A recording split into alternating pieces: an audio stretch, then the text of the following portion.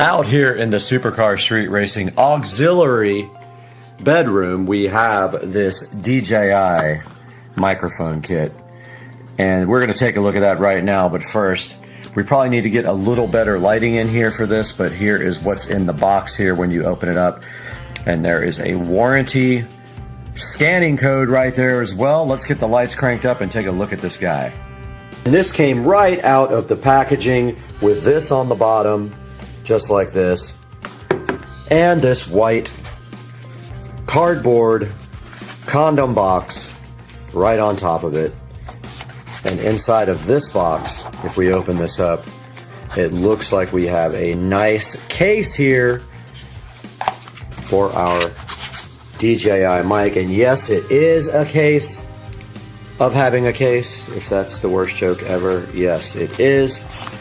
And inside of the DJI case, we have a 3.5 millimeter to 3.5 millimeter stereo adapter cable. And we have a USB Type-C cable to USB Type-A, I believe that is called. I always get A and B confused, but I think that's A. So there's that. And we have this little furry animal thingy as well.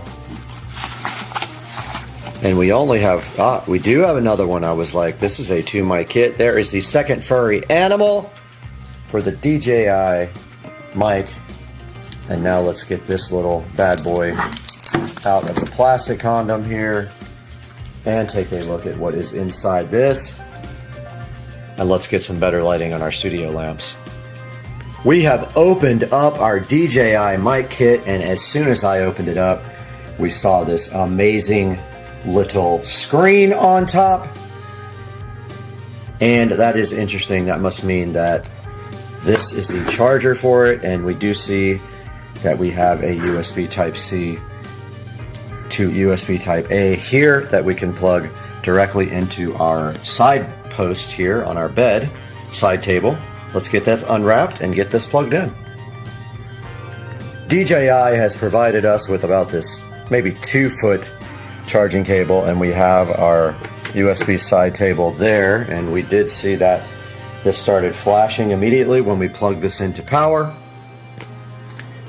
And when we open the door ever so gently, we can see that amazing screen light up again. And now we have our 2 DJI mics here. And this is the receiver for the DJI mic kit. Hard to say, DJI mic kit, got it right that time, got them. So let's take a look at how this all works now. Okay, digging a little deeper into the DJI mic kit, I'll get that right one day. We have this little adapter here, and this allows you to actually connect this to your phone. So what you do is you put this in your USB Type-C port in your phone, and that way you can have audio directly from the mic recorded to the phone, which we will try in a little bit. Just a word of note, I don't believe this will work directly with a GoPro. The GoPro needs the media mod adapter in order to do audio with this, I believe. We're going to look into that more, whether we need to buy one or not for our GoPro, but that is the USB-C adapter to use the GoPro mic kit with your phone or tablet. To use the DJI mic with your mobile phone, we showed you guys the USB Type-C adapter right there. Well, what you do is you remove the little shoe off the bottom of the DJI mic, and then you slide this guy in right there. That whole thing attaches to the bottom of the phone. So we'll do that right now after we get this guy slid right on there. You see the arrows line up though? There's an arrow there, so that goes this way. We are still recording on the mic on the actual phone, but we have the phone adapter installed here. And what we're going to do right here, right now, is plug it into the side of the phone and give that a check out. Let's do it.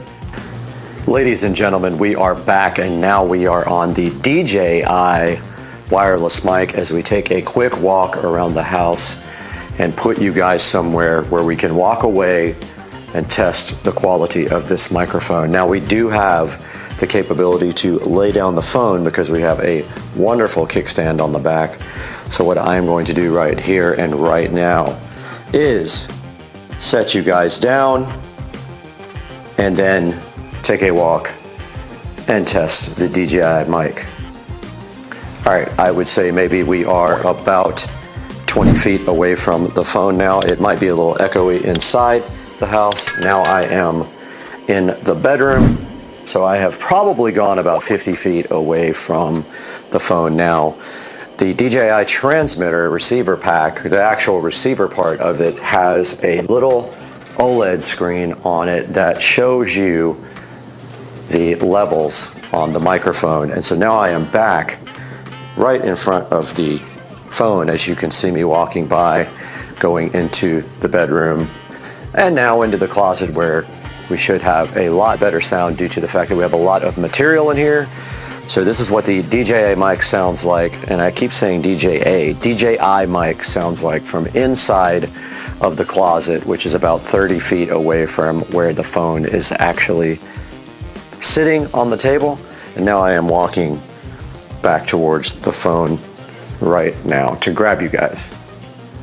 And here we are, right back at the phone.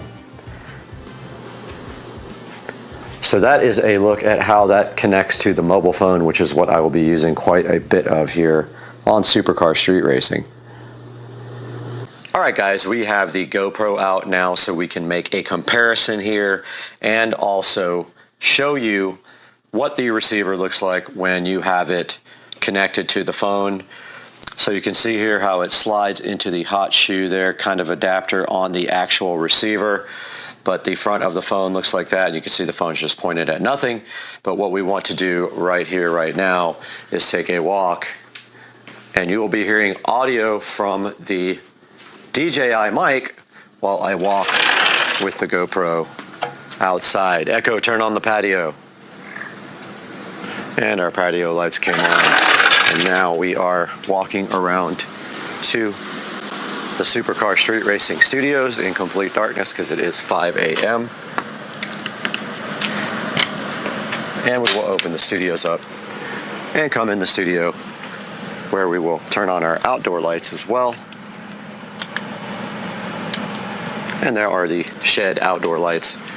And the air conditioning is on in here, so you will hear the whirring in the background. So let's get in here and do a little test. So here we are in the Supercar Street Racing Studios with the DJI mic. We are across the complete opposite of this wall here with the phone, which is still recording.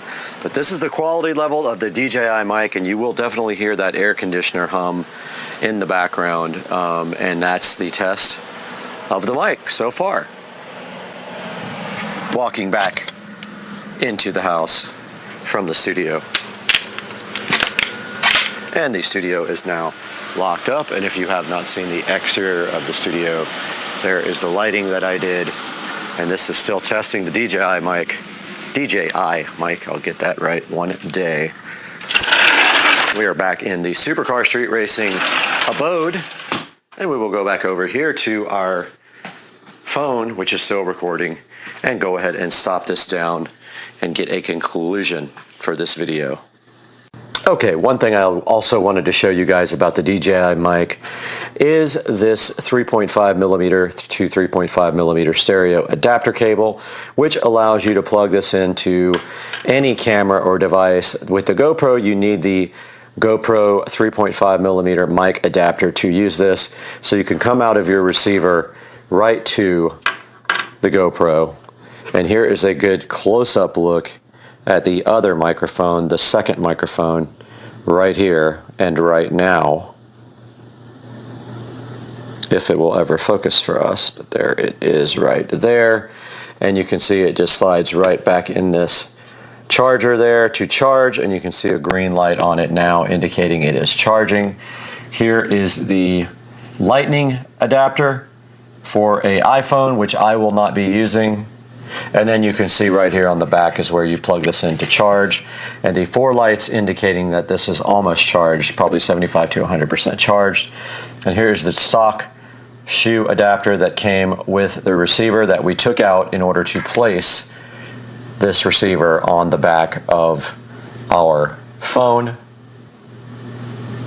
And we will go ahead and give you guys a little conclusion here of the DJI mic right now. Okay, that was a look at the DJI mic, and we just got that for the channel to try to get a little bit of an upgrade on our sound. I did notice it was kind of bassy, and I think it's because I had it right up here underneath my neck. We might try moving it down closer to our chest next time, but my overall impression of the DJI mic so far is that it's a pretty good product, and I would recommend it at this point. We're going to get some more use out of it and see if we can really get a better opinion about the DJI microphone. And don't forget to check out our links in the description and buy anything by clicking any of my links in any description, and that will hook up the channel with a little bit of cash to try to make better videos. Guys, I hope you enjoyed the DJI microphone wireless mic review on Supercar Street Racing. We'll see you next time.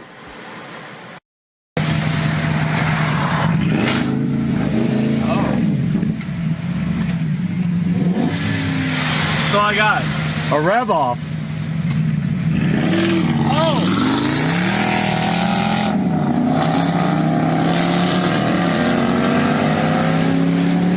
I think he needs new rings, bro. All right, hey guys, welcome back to the channel. Today we have Joe here. You guys know Dukes of Duval. He's been on the channel recently. This is Wayne, Joe's neighbor, and today he's going to be supervising this whole project when we put brakes on the Chevrolet Silverado 2013. Yes. Silverado. So we're going to show you guys each step. We're going to video that for you. We're going to show you the parts you need, the tools you need. You're going to see that today on the channel, so stick around, right? Yeah, stick All around. right, let's go. You ready? Come on now.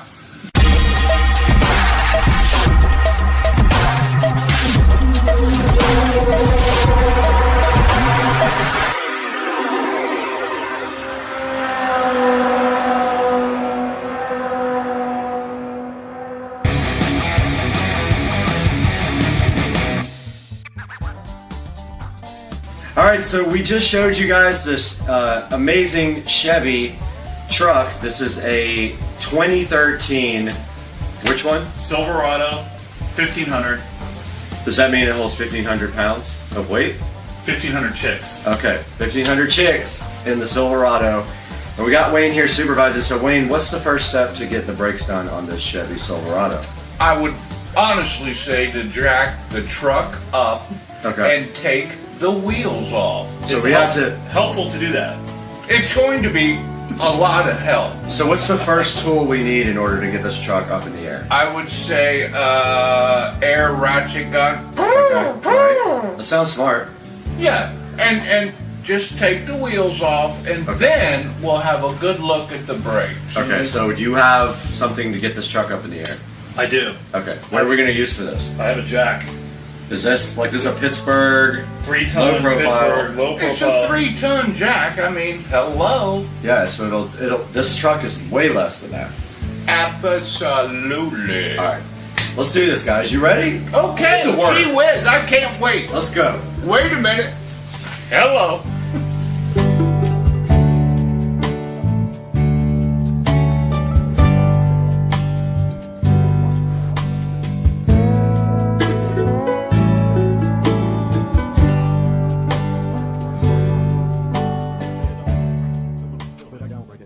So what's the first step we're gonna do here? Well, first thing you gotta do, man, you gotta take off the cap so you can get to the lug nuts. So we're gonna pop that off, easy enough, out of the way. And then we're gonna take a 4-way while the tire's on the ground so you can break these loose. And I think it's... So if you take it off the ground, basically the tire will spin when you try to break that off. Correct. There we go. All right, so that is 7/8. All right. And break them. No particular order, doesn't matter, just break them. Yep. Oh, that one's trying to be a little bit sassy. Got it. Got it.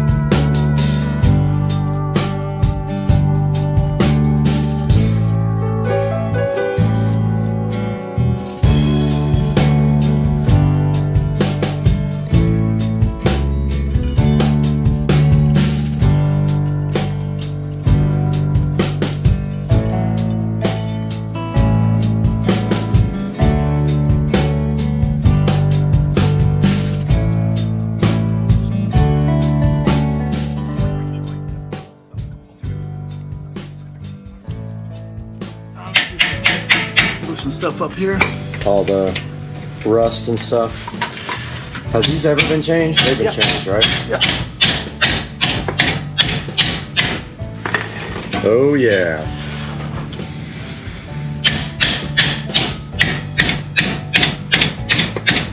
Man, that thing is on there, bro. Yeah, that is on there. Should have brought my PB blaster. Well, are you going the wrong way? I'm not trying to be smart. You know, He is not. You are going the wrong way. that's exactly the problem. You're going the wrong way. Delete that. Goes down. They do go down. No, it don't. Ready? All right, here we are. We are breaking loose the calipers. There it goes. Supervisor Wayne Hi. on the job. All right, so we got the first bolt out, and we're going to loosen the second bolt, and the caliper should swing up, making it easy to get to the brakes. And one thing we do have to finish this job is going to be a C-clamp, because we're going to have to compress the caliper Yep, I got to that. get the new pads in. So we have that all ready to go. Oh, that one's not broken? Yeah, it is. Well, it's broken, but Oh, you're going to take it all the way out? take it all the way up. All right, so we're going to remove the top caliper bolt now. At which point, it's probably just so dusty.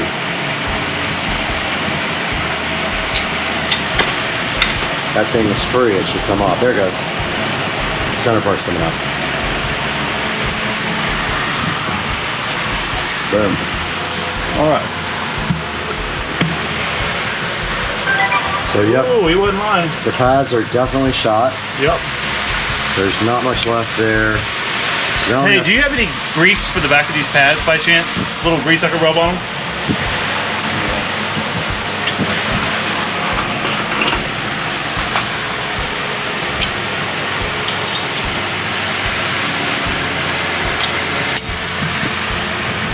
All right. I'll need the grease. Where's the new pad? All right, we got the new set of brake pads here with new clips.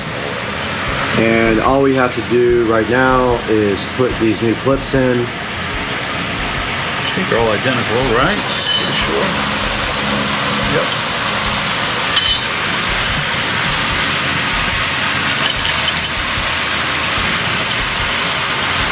And they just push right back on the old spot.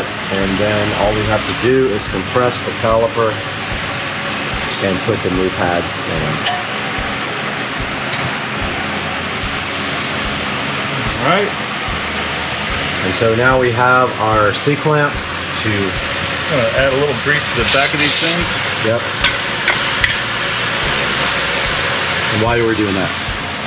Helps release them, and then Okay. they say it's supposed to stop squeaking, so Okay. they say. Okay. All right, and then this one is for this way.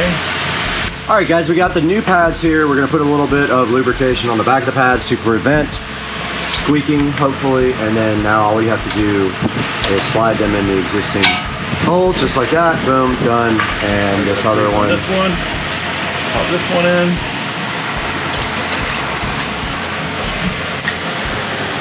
Yep, goes right in. Hopefully.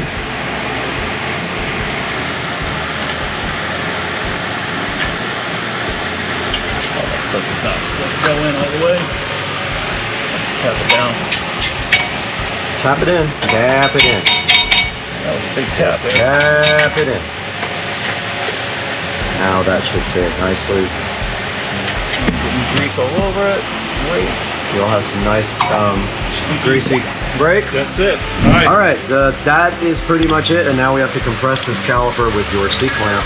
Yep, right Or here. it won't go back on. You can see the caliper is extended because the old pads are worn out. Correct.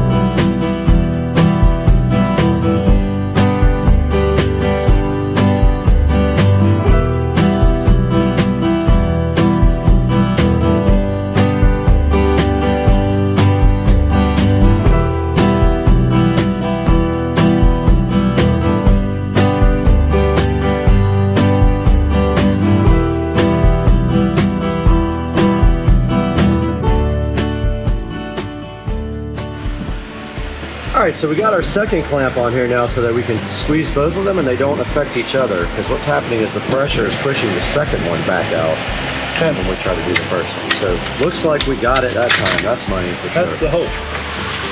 So we got it. All right. Gonna go this time.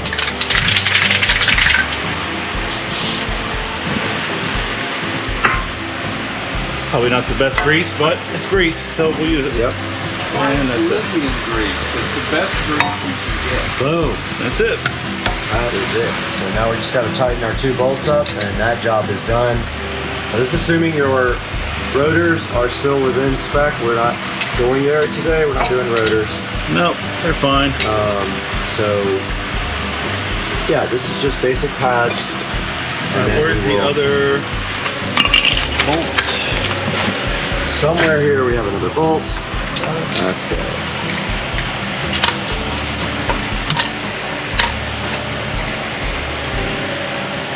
Joey, you seriously never squeak? Never squeaked.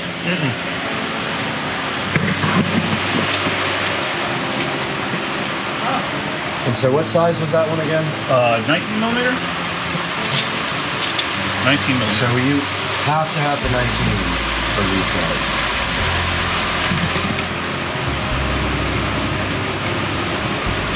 And then, are we going to torque it to a certain spec or just tighten it down? Just gonna tighten it down.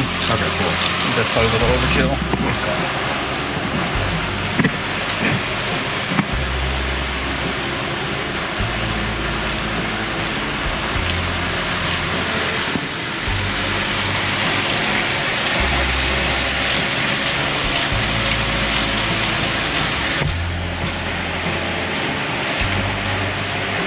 All right.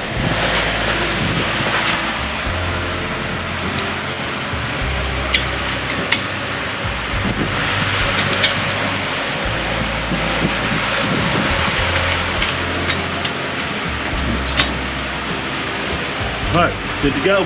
So side 1 is done. We just got to put the wheel back on, lower the truck, and then work on side number 2. Super fast. Super fast. All right, we're getting the wheel put back on now.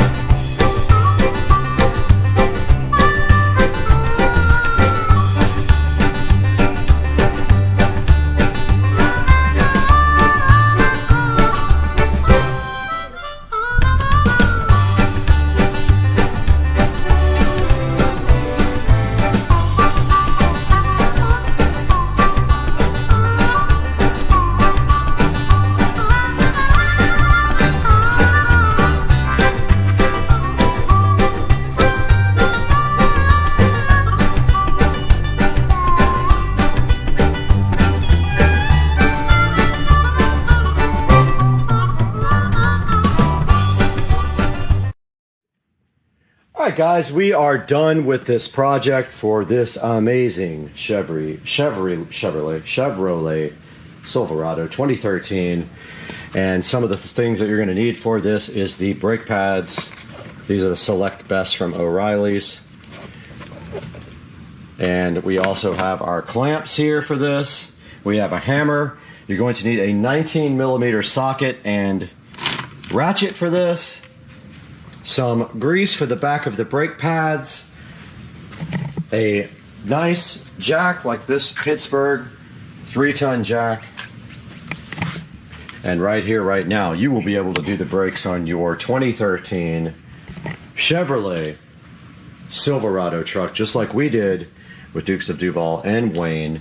All right, we're back in the amazing Chevy Silverado truck where we replaced the brakes successfully in about an hour, I would say, just because we had a learning curve. But now we are taking it out for a drive. So what we'll do is we'll probably bed these brakes in a little bit, a couple of good little stops, and see how they feel.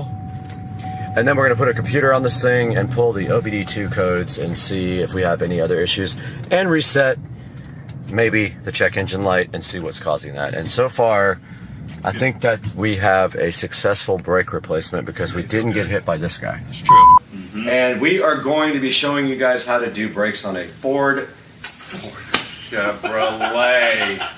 That's going in. Damn! These are good. Furiosa had gone too far.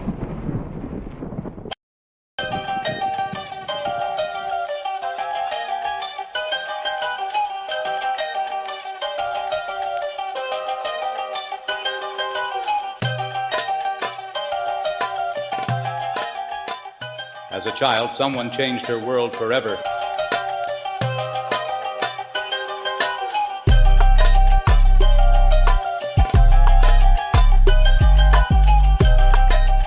She thought her mother was magnificent. He took it all from her. He wondered exactly who she was.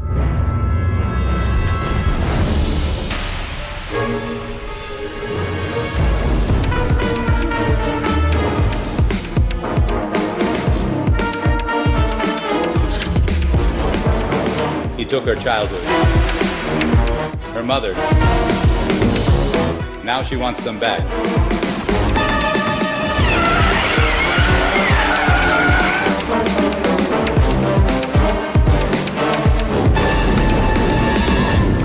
Even if it takes forever. She makes a promise to find her way home.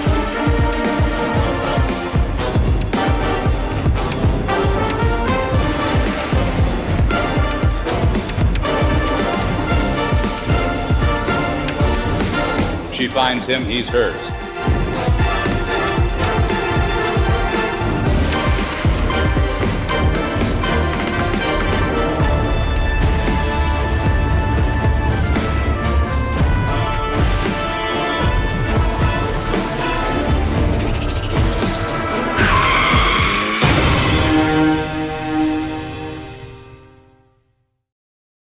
Hey guys, welcome back to the channel, Supercar Street Racing. I'm Brad, and what we are looking at today is part 4 of the golf cart audio install, and I am going to insert some clips over that to kind of explain what's going on in the clip this time, because there's not a lot of dialogue. It's just me working, and I didn't give a good explanation of it. So you'll see that now on Supercar Street Racing.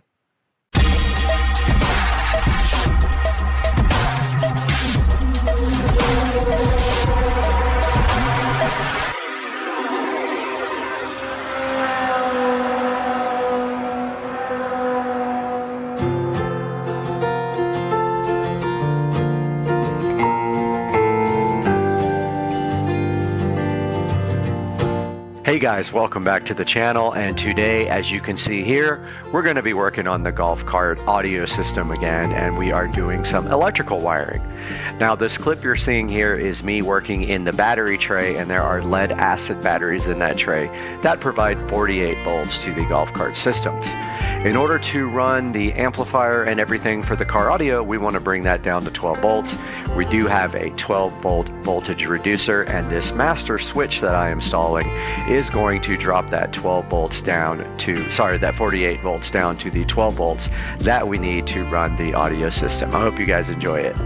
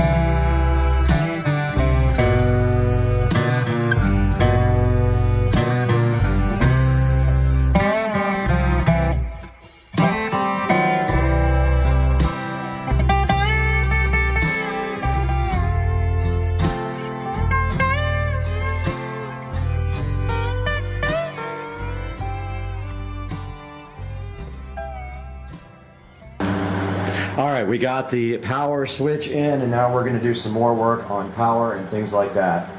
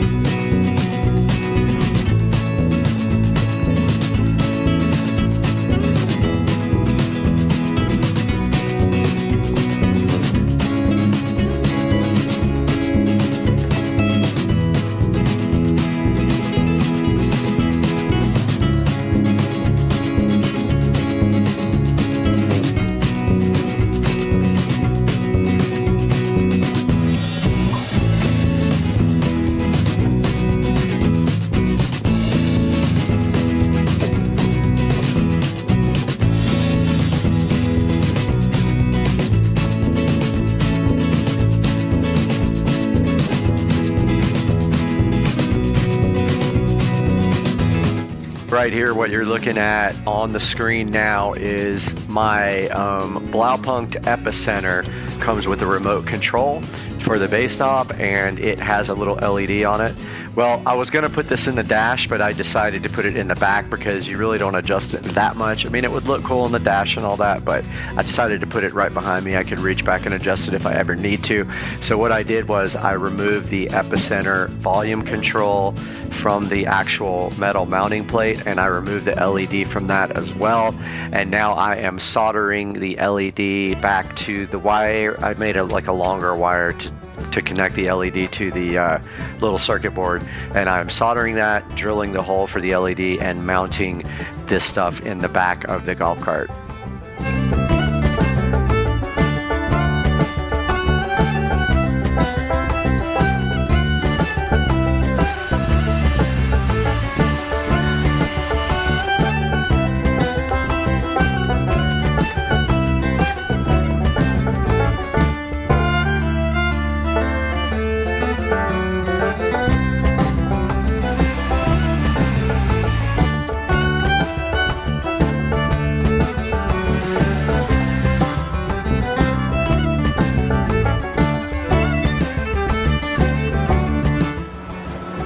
Alright, I'm going to install these bus bars now up front.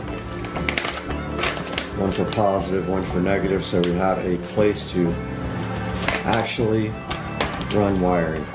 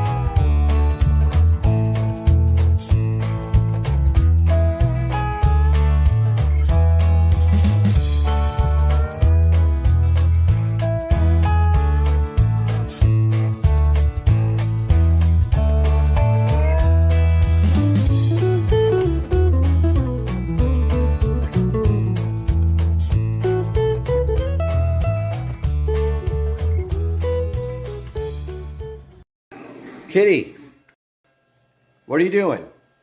Why are you so hyper? And then this is your baby, and this is your dead baby, and then this is you. Why are you so hyper? And your baby's dead, and you don't even. We got this little charger sitting next to this brand new wine fridge, and we got the peel sat. That's so good, that you love. We peel it right off of here, and it gives you satisfaction, and you love it. And there's a tiny charger next to this fridge. Hey guys, welcome to the channel, and today we have Patricia behind the camera. Hello. And we have this special box right from China that I've been waiting for about a month. It's a special delivery. It's gonna look so good on the house. I can't wait to unbox this amazing crate with you guys today. Let's get going. Let's get this unboxed.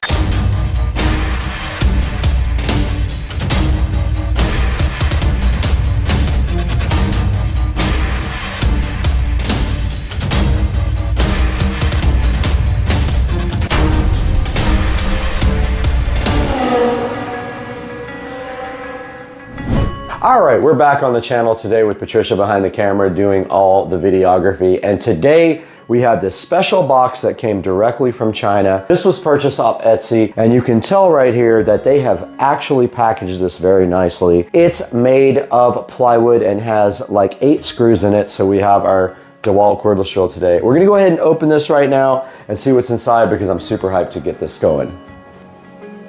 All right, we got the DeWalt cordless drill here.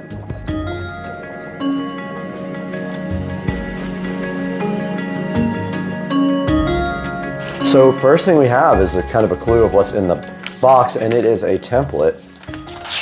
If you look, it's literally not my address. That's not my address, but it's somebody's address. But there's a template in here first. There is a checklist here that shows you how to install this and a nice bunch of instructions here on how to do this, which I'm really curious about.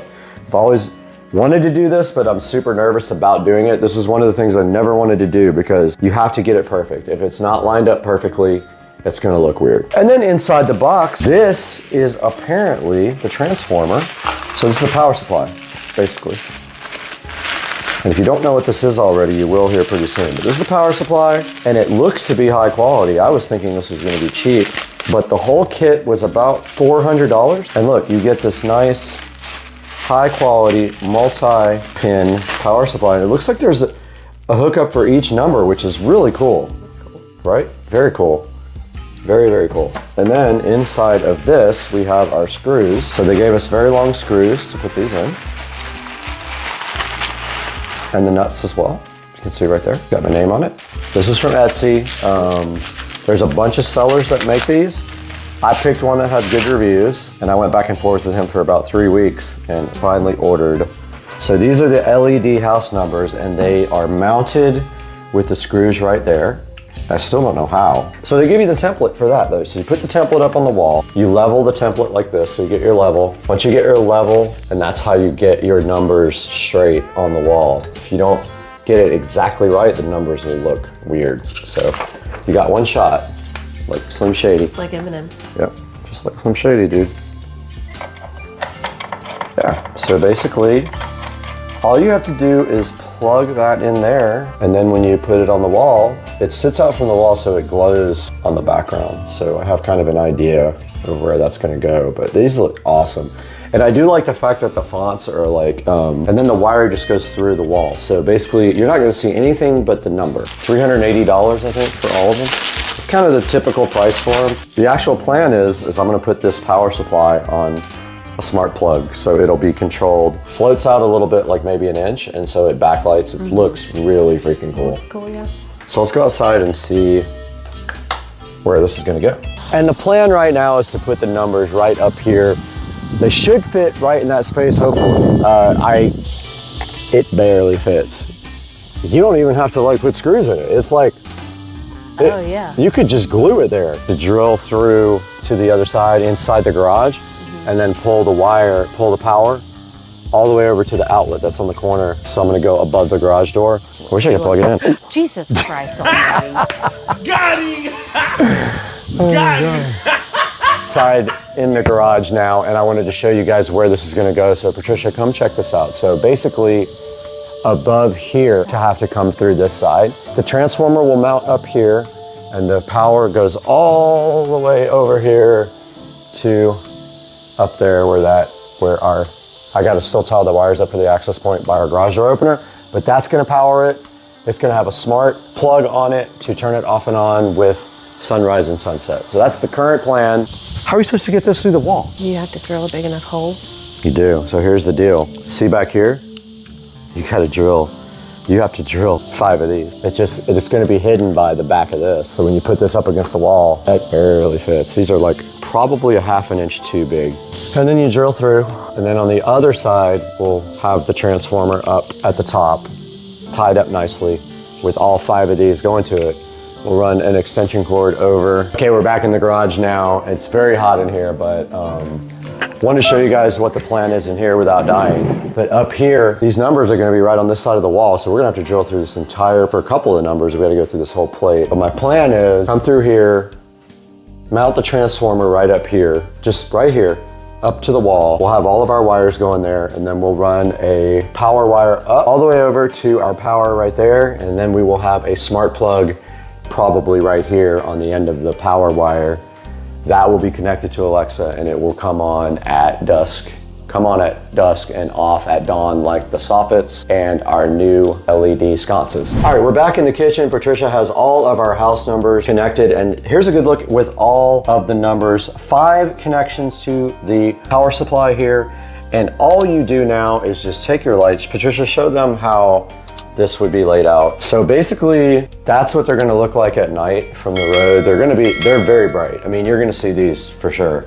The contrast, the black with the white light, it's gonna look good. And also, the soffits are blue, it'll look just like that. And so that's what it looks like. And they sit out about that much so they backlight the house. Now, the next big job is getting the holes drilled and getting these things. I've already made a decision that they're gonna have to be wedged in because there's just no room. They barely fit anyway. And I think if I wedge them in and get a tube of clear silicone sealer and just go right behind them on the bottom and right behind them on the top here, and just put like a dab there, they're never gonna move because they're wedged. I think even with a wind, the only thing that sucks is we're gonna have 5 holes drilled through above my garage door, which I'm kind of stressed out about, but there's really no other option. There's no other option. In front of our nice house numbers again, and you can see here are the mounting studs, and basically what you do is run them into the back of this. They screw in all the way, and then you simply drill a hole in the wall, and these go right through it.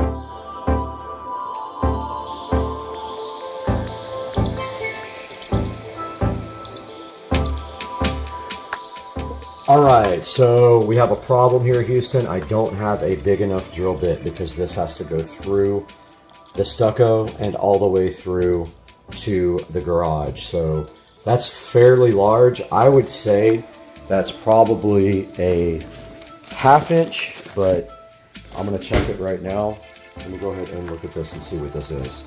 All right, so on the end of these connectors, you're going to need a 3/4 inch bit to get through whatever surface. Mine is masonry, so I'm going to go ahead and order a masonry bit. This only goes up to, let's see, a ½ So we need a 3/4. Let's get online and order that now on Amazon so we have it. Checking out the actual studs is what I call these. These are the mounting.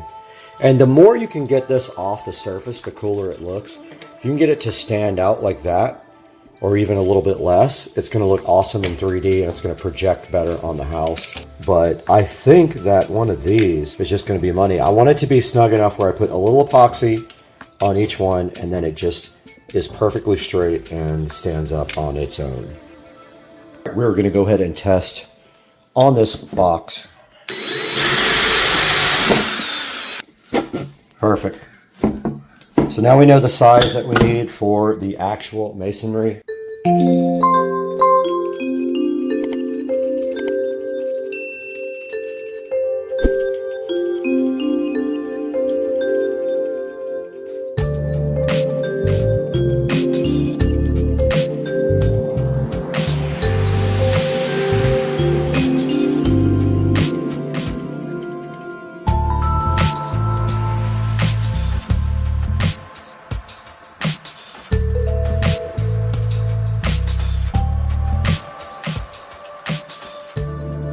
Do have our template right here, and so basically we got our big bit in for going through the stucco. So This bit here will be how we get in the power supply wire. And we may have to wallow it out a little bit to get it through, but this right here, hopefully, is big enough to get this wire through all the way. Once we get through the stucco, we will have to drill through wood. So what we're gonna do first is go ahead and put the template up, make sure that it's level, and go ahead and drill out all of our holes. So we have to drill out our small holes with our tile and masonry bit here.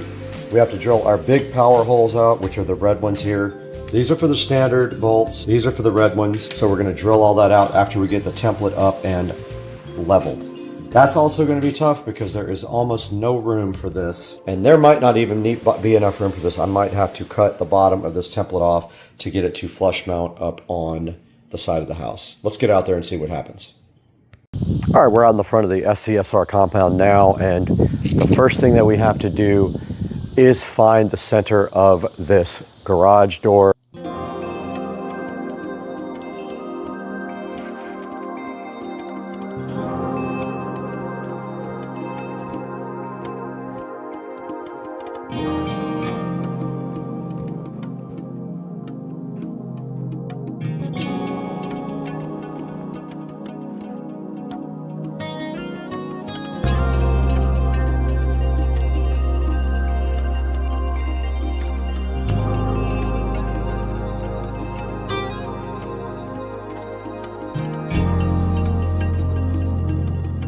Okay, so I had to move the template down. There was absolutely no way to get the letters into the wall unless they were down.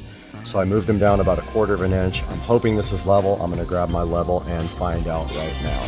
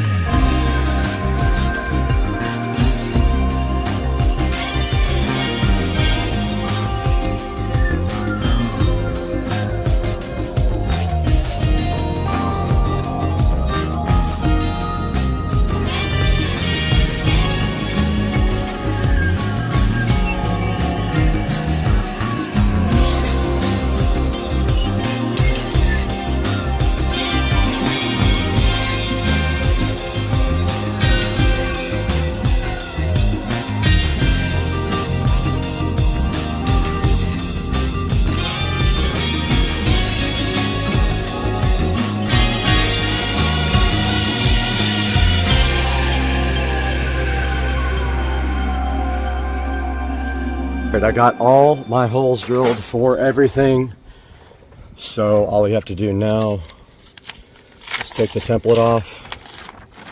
Look at all of that destruction. And get my broom out, just clean this off, and then I'll have to blow off the driveway afterwards. But we have all our pilot holes run. Now we have to just hope and pray that we can get our numbers in there straight. Top holes were very difficult because the drill was on an angle. So I don't know how far I'm going to be able to get that in. We're going to find out right now.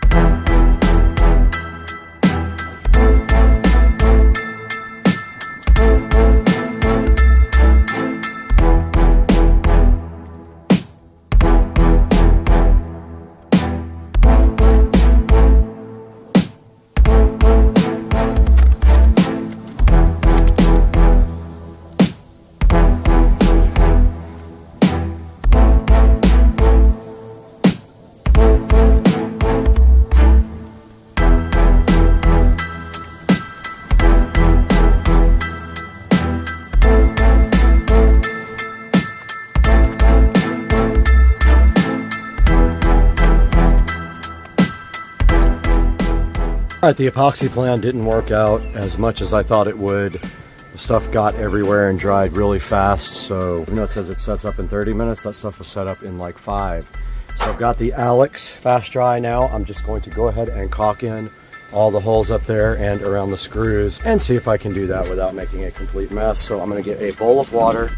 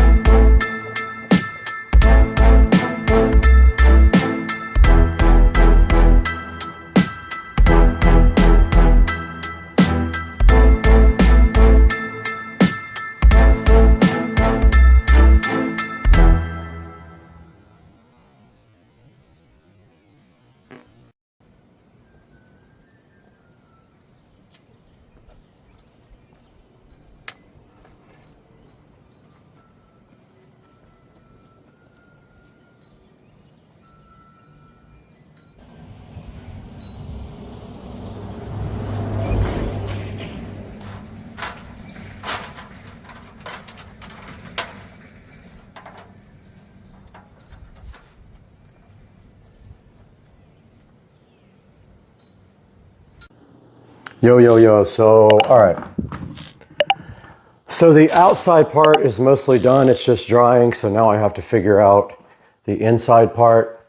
I think if I have any black caulk, I'm gonna put my black caulk in that hole right there, all those 5 holes. Then I'm gonna tie everything up really nice with wire clamps as far over here as I can, and then connect to the power right there. I need an extension cord though, and I ordered a smart switch as well. Let's start getting this together.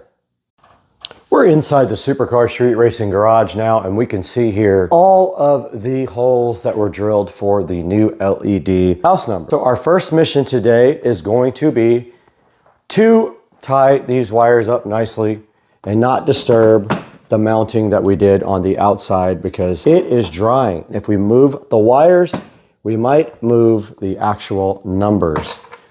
So I really want to get the mounting done on this transformer, but it has no mounting brackets. So it is a rectangle, and I am thinking right about here. And then I don't know how I'm gonna keep it on the wall. I guess I'll just put screws to kind of wedge it in. I'm literally gonna have to wedge this thing in the wall, onto the wall.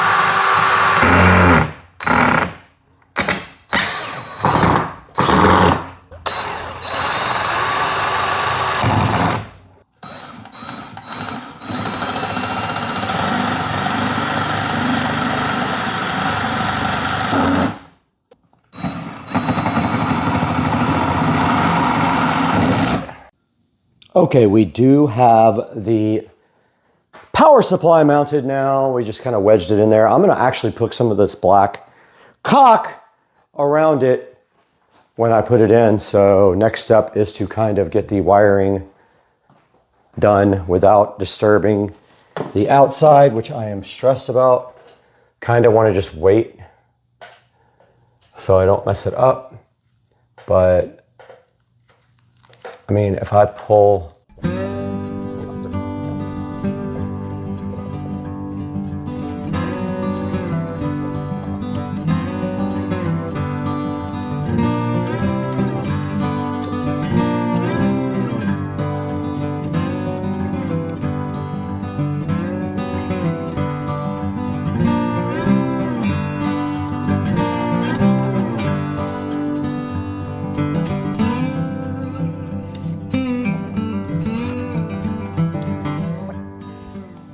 all right, I got all the wires tied up nice. Now I'm gonna work on the power wire, but first I wanna go ahead and get the caulk in there so it can dry. So I've got my caulk gun ready, and I've got my big tube of black caulk ready to go. Let's go.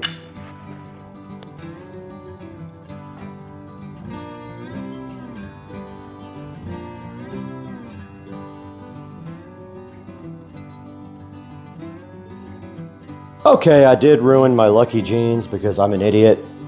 And there's literally no other word for it but that. And now, all I have to do right here and right now is get the power wire run most of the way and clamped up. Let's get this power cord situated. Probably right there makes sense. Yeah, I'm just gonna run it right on the base here. Base of the, whatever this is. Put a clamp like every couple feet. Hopefully I have a temporary extension cord. I mean, I'll figure it out, but. And one more down here should do it.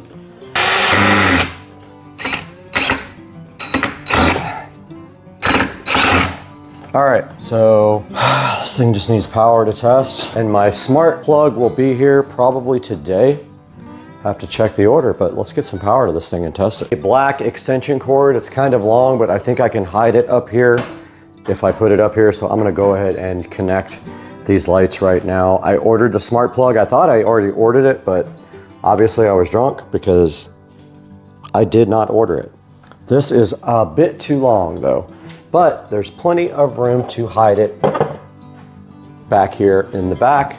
And I will get a few clamps and some screws and get up there and tie this thing up and tie up the hotspot cable. This is the power cable, and then we are going to run it up and over so it doesn't interfere with the door. So we got to go way up there, way over there, and into this, but we have a smart plug that's got to go right here as well. So we're going to leave a little slack that we can disconnect this with. It's a big boy. So right here we have to unplug it and insert a smart plug. I'm just going to leave a little bit of slack there. I can also redo if I have to. Oh, let's go, let's go. And then this guy can go in the back.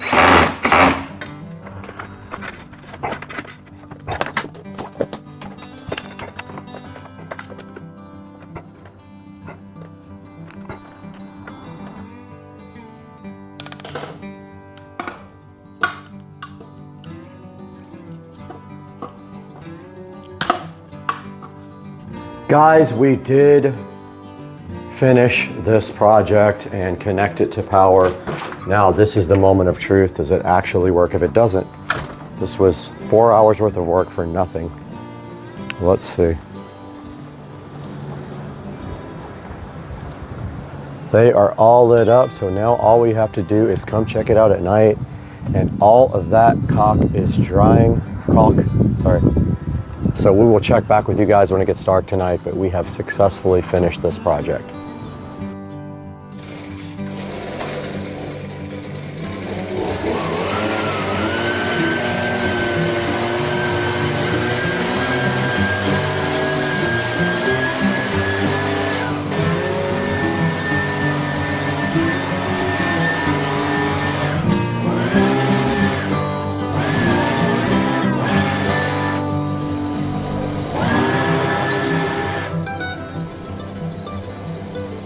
Guys, we are out here at night with the house numbers, and that's how it looks on the house at night. And yeah, I mean, guys, hope you enjoyed another project.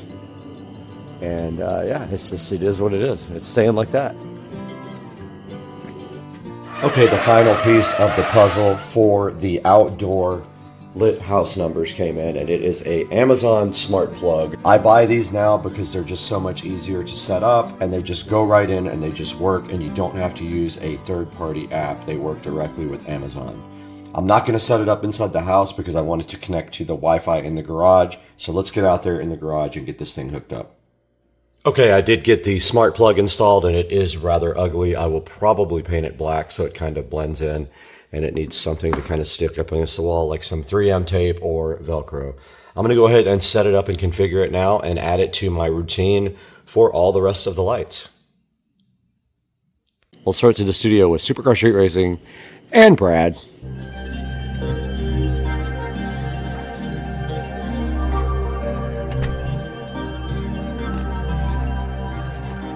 Guys, welcome back once again. Brad here at Supercar Street Racing 4K Production Studio.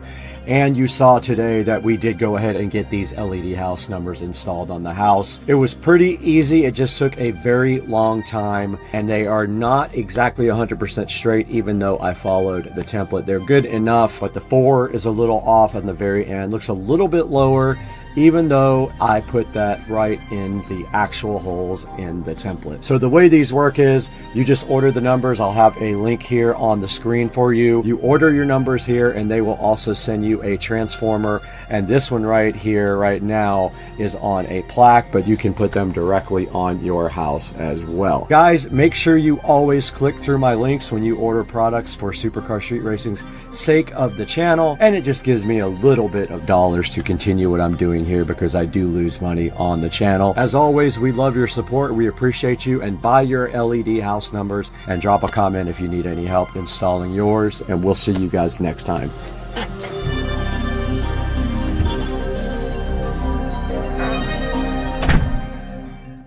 Out here at S&S, the downpipe put in.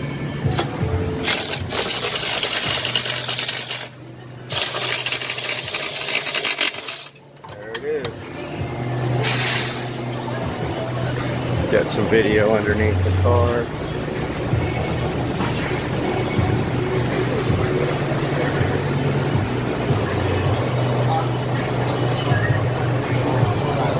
System. Yeah, so these guys are installing the circuit works downpipe. They had some issues with it, but looks like they finally got it tightened down. Got the 335i N55 downpipes installed, downpipe installed. Just some quick impressions. The sound is awesome. Sounds really good. Obviously, I've not tuned for this yet. Although you don't really tune for a downpipe. I mean, you could tune for increased exhaust flow, but you know, obviously there's going to be some power increases just by putting it in without that restrictive catalytic converter right there. So yeah, I got the circuit works from eBay. He had some problems getting the V-band on. Said that it was a little bit tougher than normal, but he eventually got it on about an hour and a half time. So I definitely recommend the Circuit Works 335i N55 downpipe to replace this restrictive catalytic converter. We'll see you guys on the next one. The Chang M recessed ceiling lighting is sitting right here in front of me, and that's going to get installed today.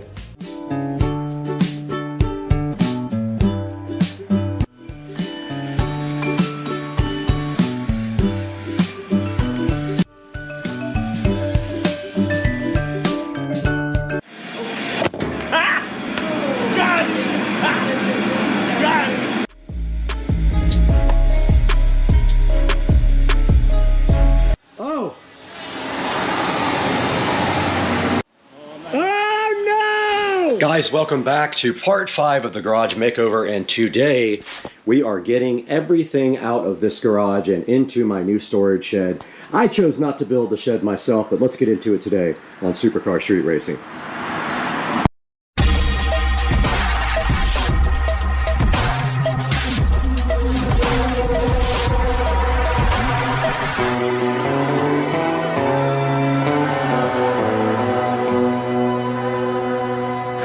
Alright, welcome back to the channel, and today our mission is simple: get everything out of here into the new storage shed around the corner, which I will go give you a tour of now, and I'll show you what my plan is inside the shed. But basically, the garage is no longer for garden tools and paint and all that stuff. It is for vehicles.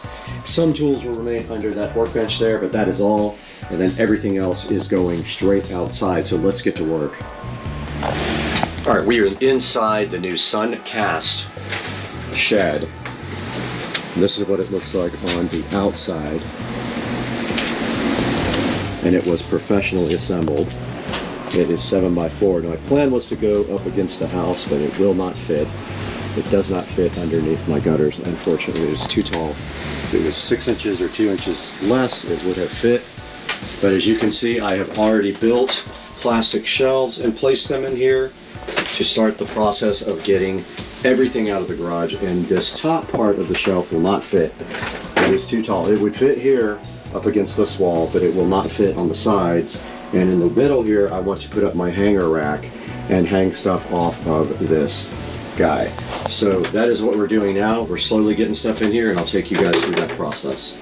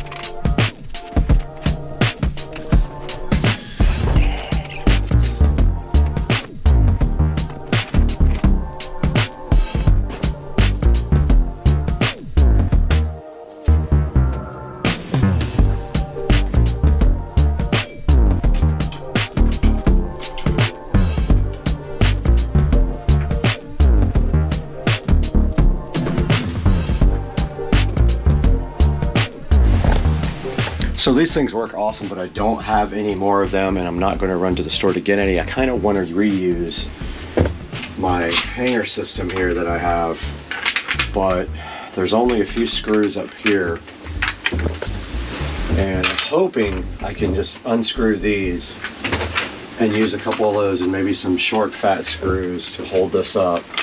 It is plastic, however. There's some threaded things here, but I don't know exactly what they're for. Looks like those line up perfectly almost. I can make those work. I gotta go find screws that match this, but just a little bit longer.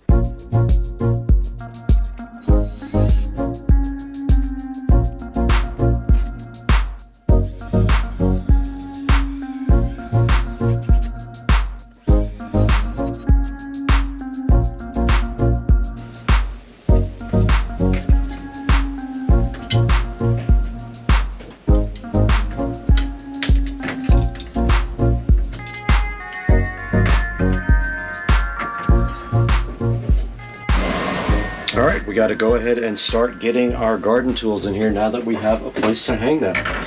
And if we move this, we can hang short stuff here. We still have those two metal things as well that we could probably hang something right there. The shelf's kind of in the way though.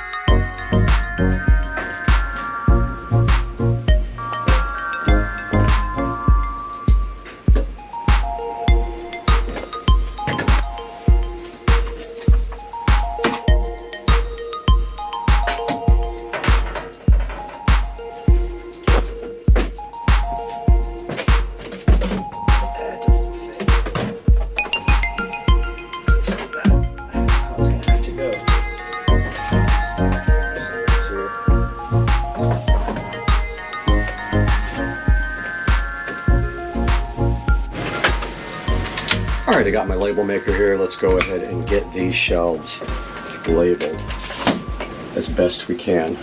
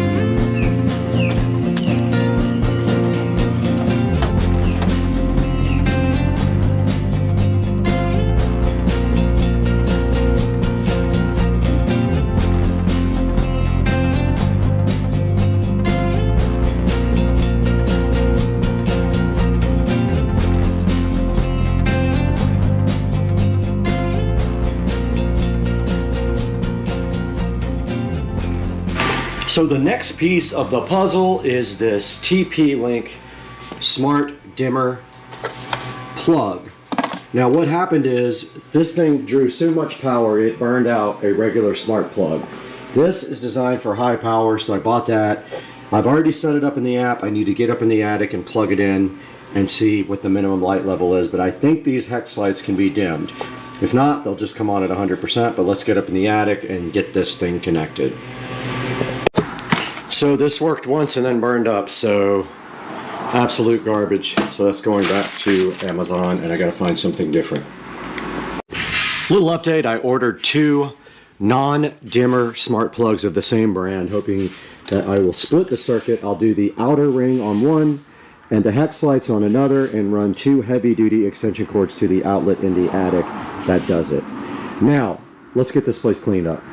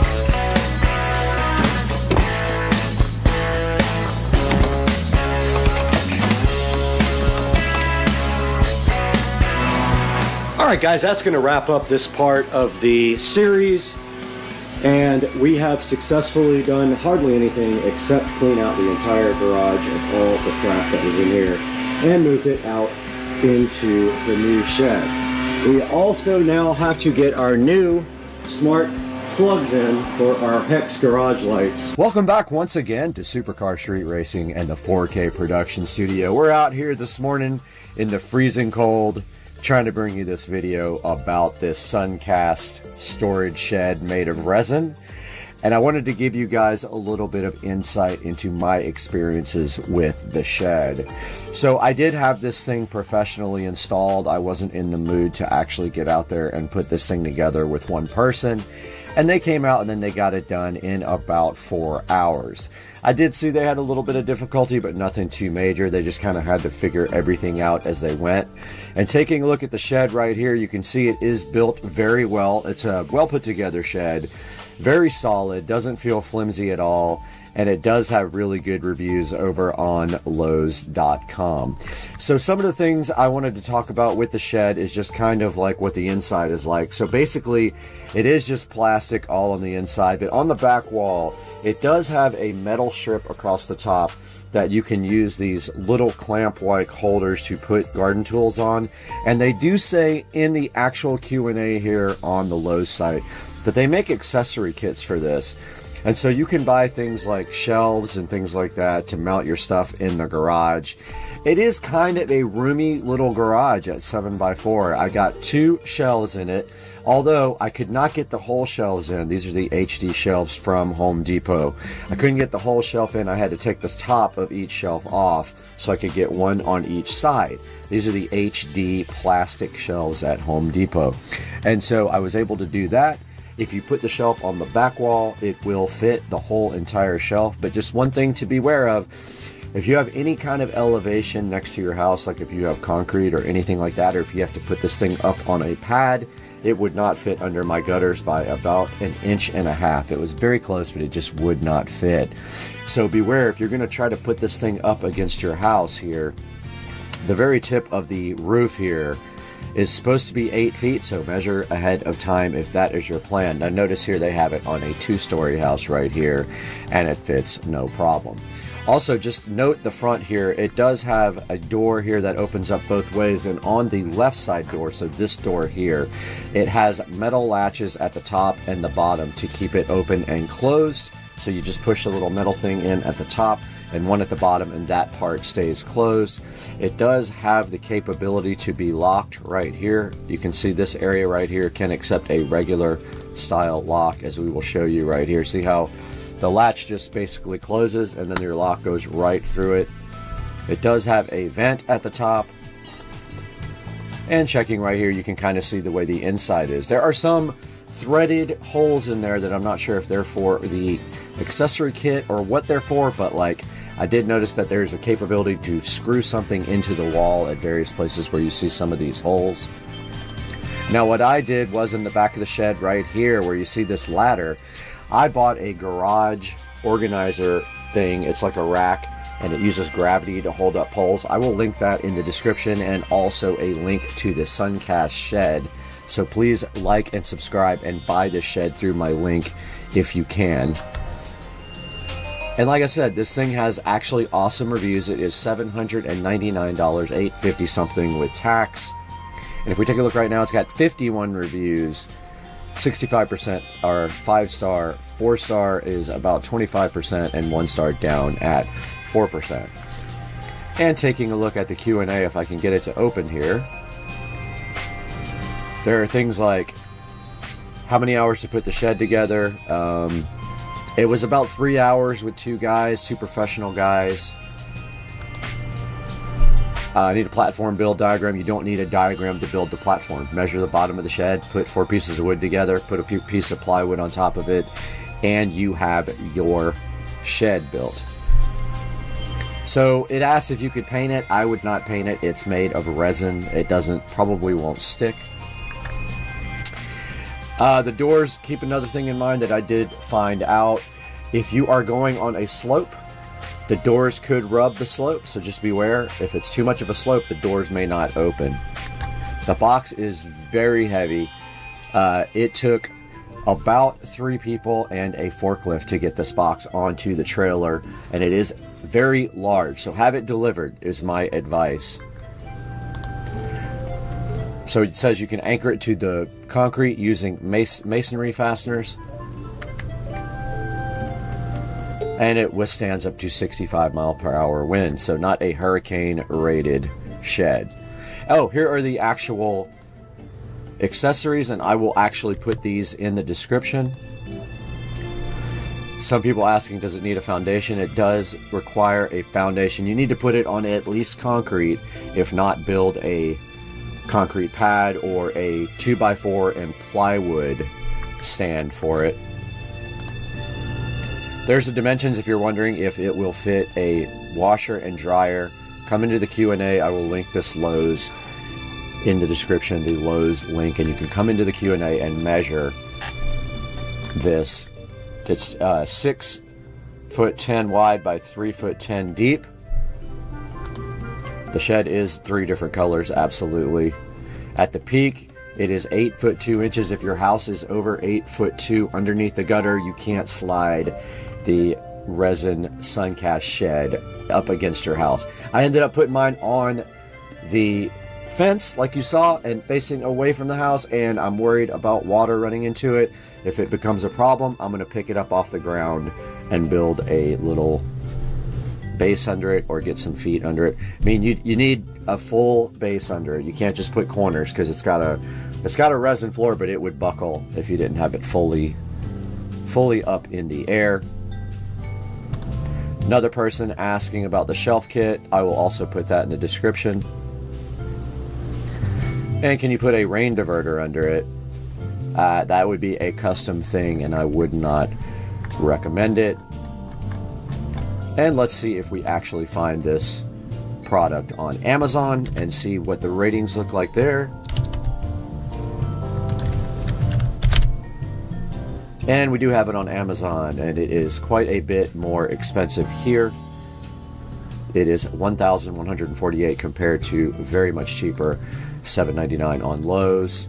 Here is a Rubbermaid that has worse reviews on everywhere I've seen it. The Rubbermaid does have bad reviews, but here on Amazon, this guy has a 1 rating and it was given a 4-star. I will link this in the description. I'll link both Amazon and Lowe's. I get no money from Lowe's if you buy this from Lowe's. Purchase any product you want on Amazon off of my links. It doesn't have to be the exact product. Anything you want, click any of my links in any of my videos. It gives me just a little bit of money on the channel and helps me support the channel more and bring you guys more videos. Please like and subscribe. Hit the bell icon. It assures that when I put out a new video, sometimes daily, you'll know when it comes out. We got to get out of here. We got to go live in the storage shed.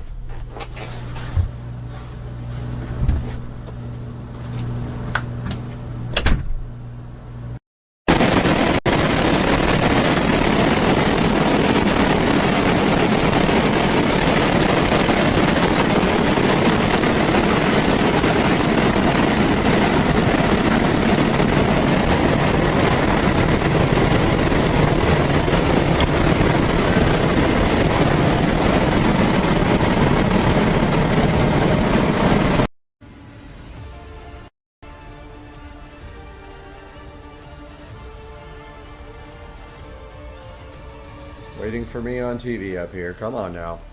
Tell me we're live. Are we live? It says we're live.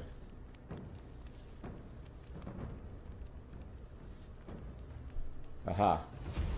There we are. A little behind. Hopefully you guys can hear me and hear the game audio now. I think you can. Alright, so we got everything on high settings. Let's play some UEBS2 sandbox. And let's start with the modern combats, soldiers against some evilness. Let's do the puppet terrorist because I've never done it. Let's do 1,000, 1,000. How come I don't see them on the battlefield? Oh, there they are. Let's put this guy here and this guy here. Give this a shot. See what happens. Play some UEBS2. What do you think?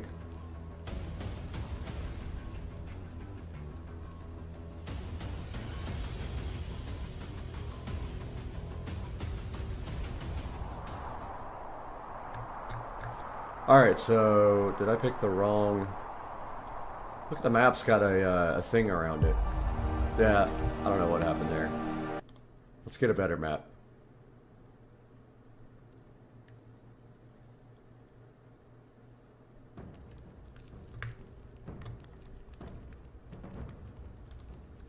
Let's do...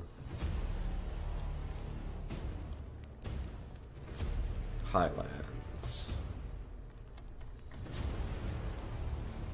And get these guys closer together. Start that.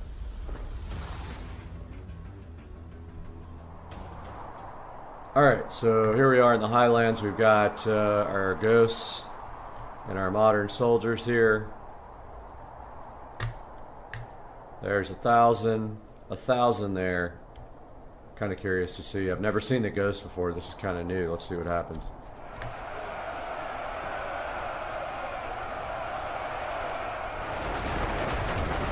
RTX 3080 tough.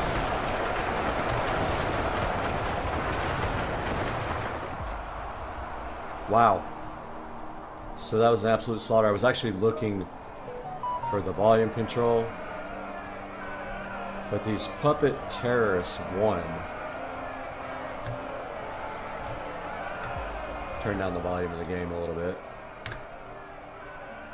Alright, so obviously the puppet terrorists are kind of awesome.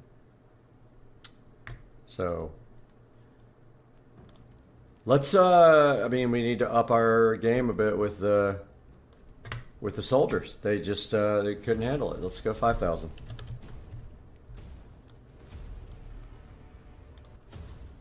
Yeah, this is RTX 3080 tough on ultra settings.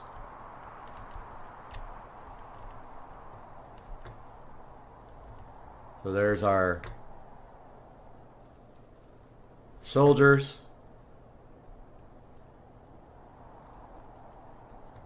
And there's our puppet terrorists with double M16s on. They seem like they're pretty bad. Let's see what's up.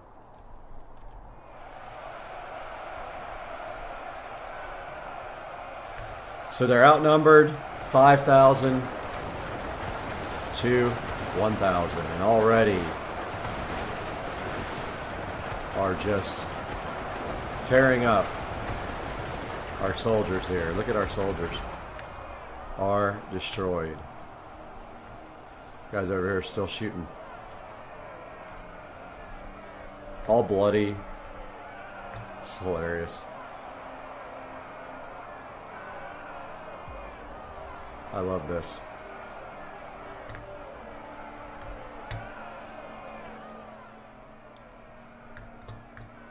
Yeah, they got worked again. That's not even near enough.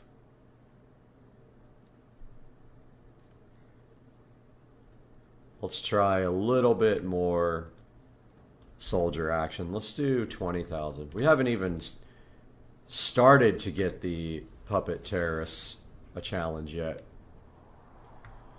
So there's our soldiers. And here's our puppet terrorists.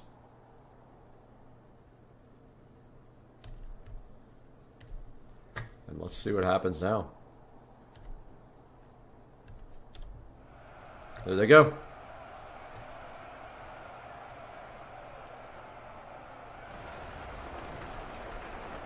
All right, so we got some kills racking up already.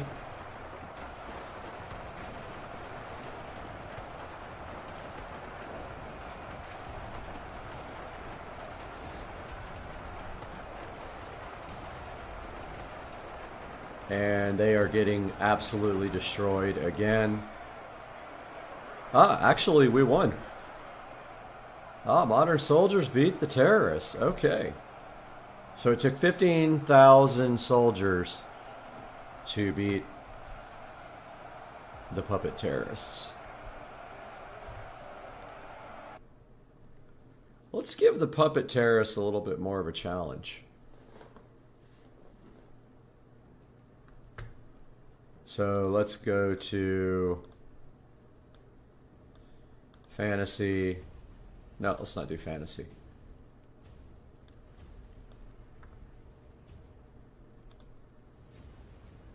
Let's give them let's give them one full archer auto and see what they do with 1,000 puppet terrorists. One full archer, full auto archer versus 1,000 puppet terrorists, which look like, I don't know who they look like. Cookie Monster? Where's our full auto archer? There he is. Let's see what he's gonna do. Oh, he's gonna get destroyed instantly. He got slaughtered. Alright, obviously one's not gonna be enough. If we do too many, it'll be a slaughter in the other direction. Let's try 50 full auto archers.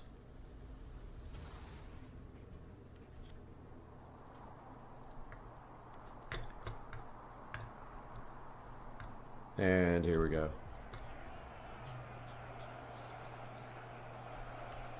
There's our archers. Watch this. Nope, they're too. The Puppet terrorists are just way too good on range. And they absolutely destroyed our full auto archers. Let's give them a little bit more of a challenge. Yeah, they just got annihilated by the range of the puppet terrorists. All right, how about 1,000? Dead even on the manpower. Let's see what happens. There's our 1,000 archers. And there's our 1,000 puppet terrorists. Let's get this on.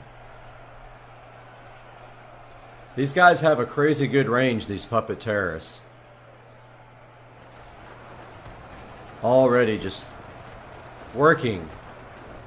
Yeah, our full auto archers cannot handle puppet terrorists. They just don't have the range. They just get slaughtered.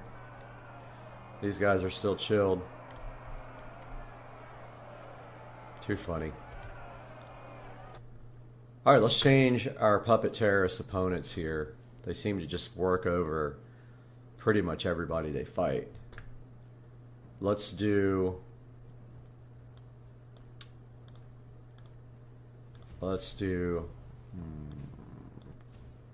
custom. Let's do like 10 Shermans and see what they do. Full auto Shermans, not the regular ones. Have a feeling this will turn the tides here. Let's see. There's our Shermans.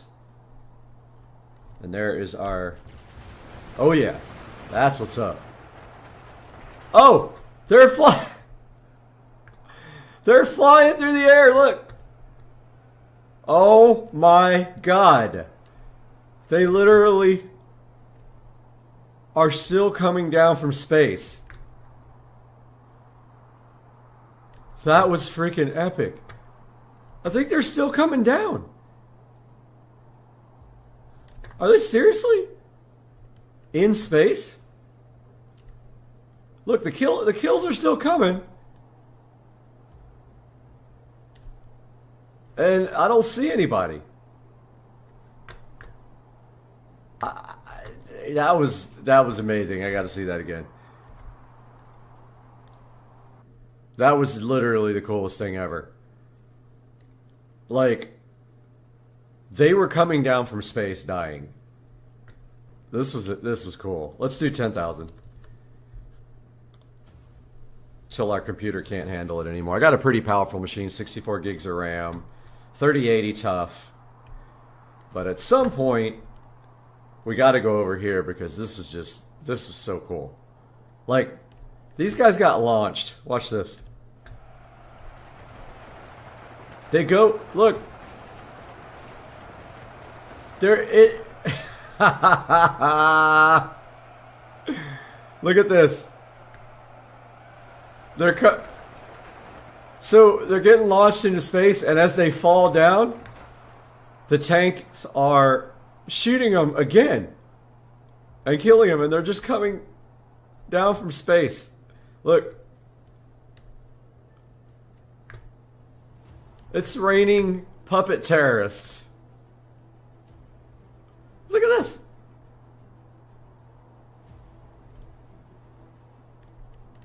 Absolutely funny. Oh my god. They're still coming down from space. Tanks are over there chilling. They don't have to... They're shooting at what? Look, there's people coming from space. Look at the kills as these people fall from space. Oh my god, this is the best thing ever. I'm getting such a kick out of this. We got to do more. I think the most I've ever done is 1 million. And at that point, it starts to... something starts to happen where it doesn't want to launch. Alright, let's go for it. Why not? Let's see if the battle loads. It's loading a little bit slower. Okay, so we do have 1 million. It's a little laggy, not too bad considering. But there is the million. There are a million puppet terrorists there. Let's see what happens. Let's see if this just destroys the computer. Hip hip.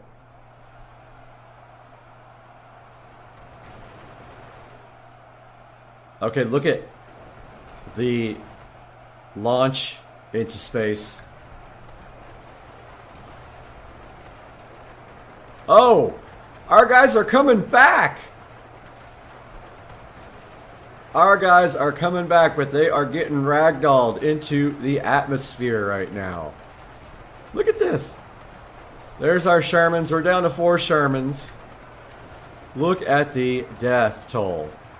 310,000 puppet terrorists are gone. We have 1 Sherman. And he is fighting it out with 700,000 and just putting them into the absolute atmosphere. The full auto Sherman doing his best, but getting just absolutely pummeled by 600,000 puppet terrorists now.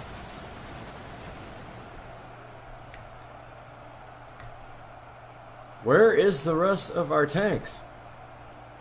It says we have 1 more tank. I am not seeing 1 more tank. Look at this.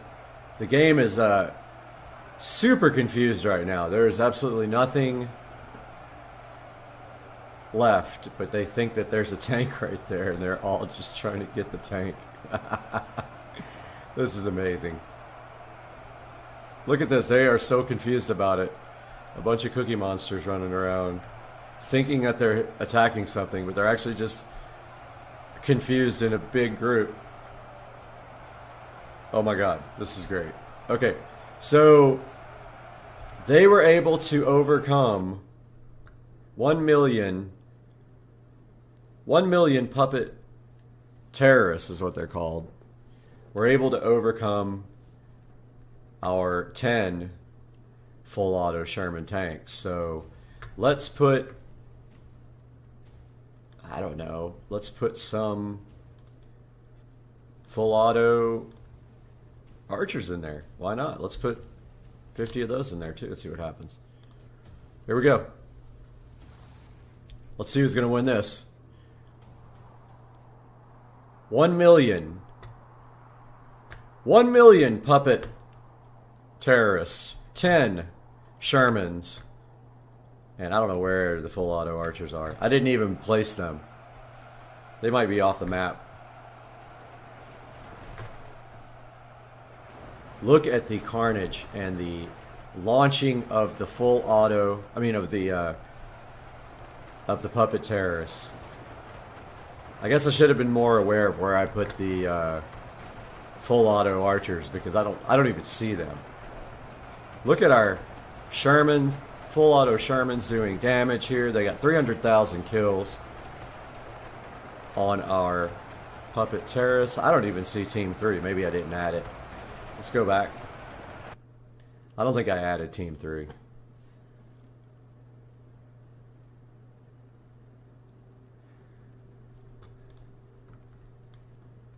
Alright, so where is...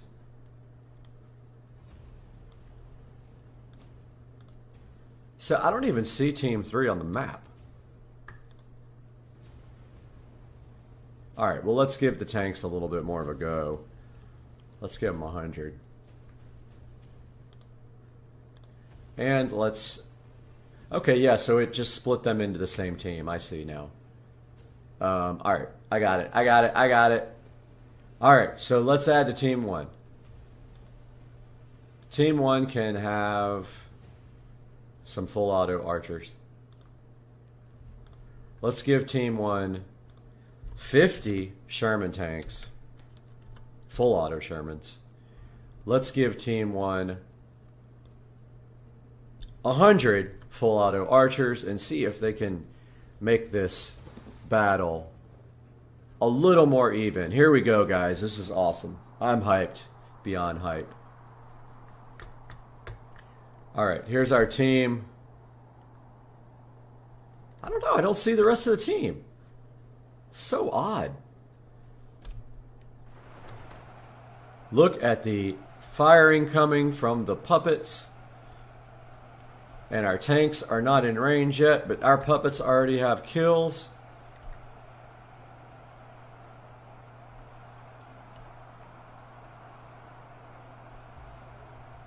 There we go. So here comes the full auto Shermans on the puppets. And look at the flying puppets being launched into space. Not all of them dying, but check it out. Look at this. I love this when they just come right back down with their guns. Like, they're getting shot in midair too, which is amazing.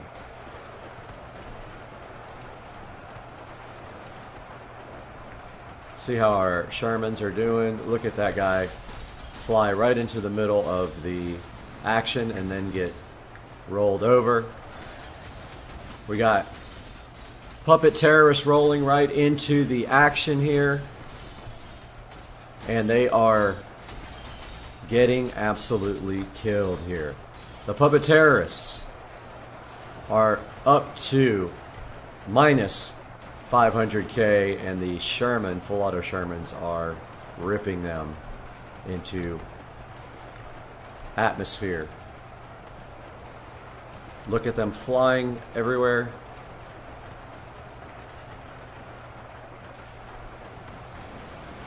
And this is what it looks like if you're a puppet terrorist.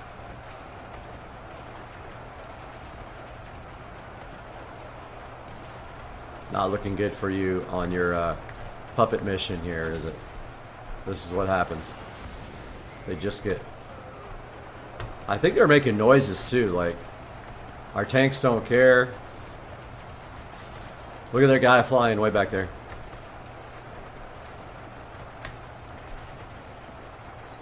Seeing if we can track one and keep it in our sights. That one just kind of hit the ground.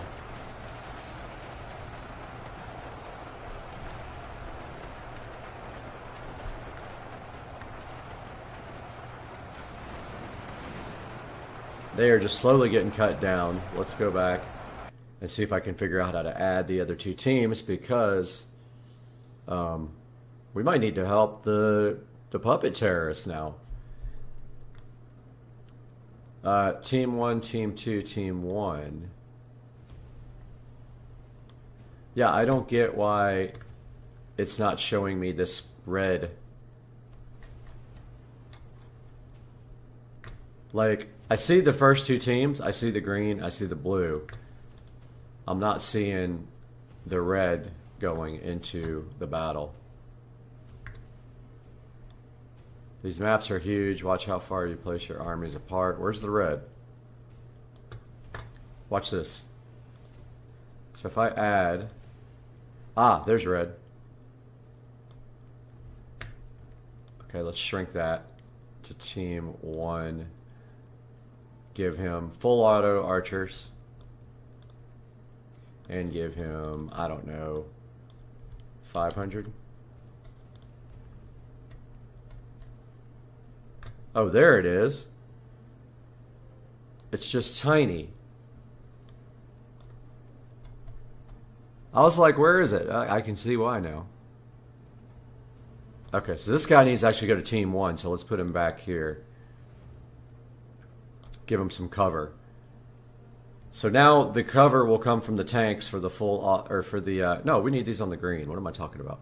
The green's the one suffering. We'll give them cover from the puppets, and then we'll put them behind the puppets. Let's do that. Now let's see if our full auto archers can actually help our puppets, who are getting just absolutely destroyed by our tanks here. And we should see some full auto archers behind our puppets back here. Where are they? Oh, they are way far apart. Let's get it going. I think I spaced these guys way too far apart. These actually have some really good range, these puppets.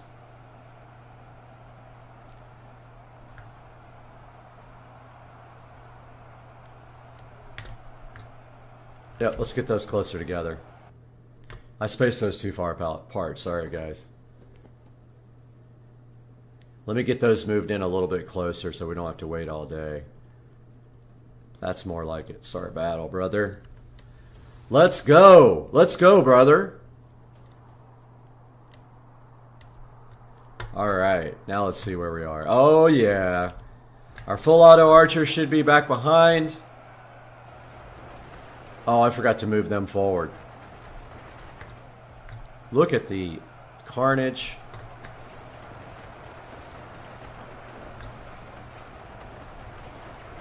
Let me move our full auto archers up because they're still way far behind and they're not able to assist our puppet terrorist here.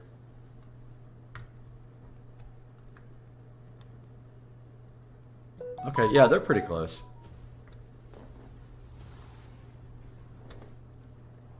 Alright, we'll do that again. Computer does not seem to be taxed except at the very beginning. Let's hip hip.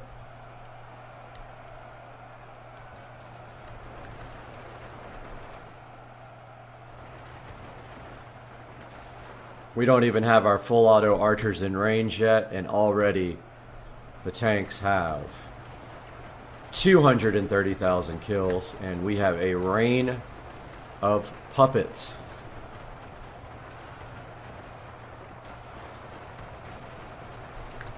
Happening. From the sky, we see puppets. Likely, our full auto archers are gone. Our puppets are not giving up, although they are getting absolutely destroyed, and this is just not enough for the puppets to overcome the flight of the navigator. Alright, time for another option on the other side rather than tanks. So let's change this guy. Let's give him some heroes. Let's give him a few Nikola Teslas. Let's try 5,000. Now we got Team 1, 5,000 Nikola Tesla. 500 full auto archers going to battle here. Should be interesting.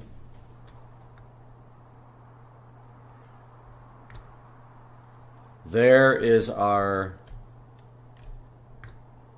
Nikola Teslas. There is our full auto archers. And on the other side we have the daunting 1 million. There's already kills before it even starts, which is hilarious. Alright, let's get up here so we can see what's going on. And let's hip hip! Here they come. The puppets have pretty good range, so they will start already. And they are already doing some big damage to Nikola Tesla and our full auto archers. And this is just mass chaos. And boy, I feel bad for Nikola Tesla. They are getting absolutely pummeled here. And that is going to be it for the poor Nikola Tesla and full auto team of war. So let's pump up their volume a little bit here. Okay, so they got nowhere near doing any damage. Let's pump that up to 20,000. It's going to tax the computer for sure. We're on ultra settings.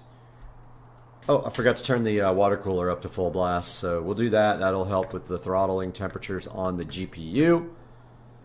And let's just hip hip. And here comes Nikola Tesla. You're going to see maybe a few of them get through this time.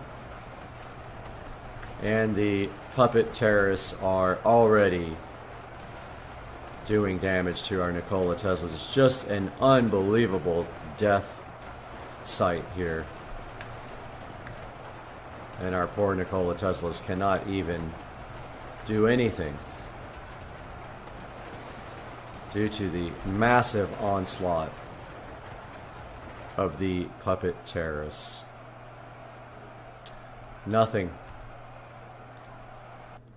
These puppet terrorists are pretty brutal. Let's knock them down a few 100,000 here. So let's knock the puppet terrorists down to 500,000.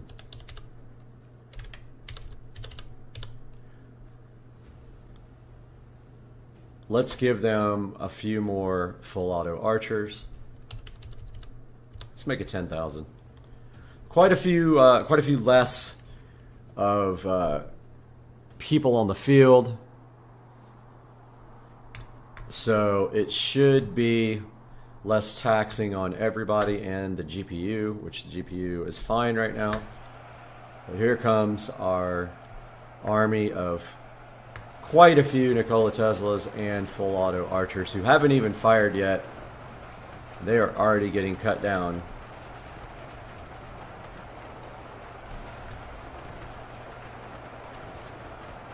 And they just cannot overcome the massive onslaught of these weird looking Cookie Monster guys. And that is it again for the poor Nikola Teslas. And let's knock them down. Let's knock these Cookie Monsters down to 250. Let's say 200,000. And start that battle.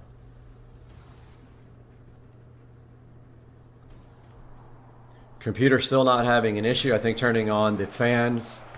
I had my liquid cooler fans on low. Now they're on high. And here comes our brave army of Nikola Teslas and full auto archers, and they are still not even close to doing anything here.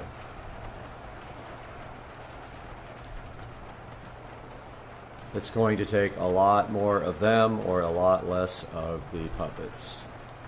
These puppet terrorists are brutal. Maybe we should switch them out with something different. Let's see what we have to offer here.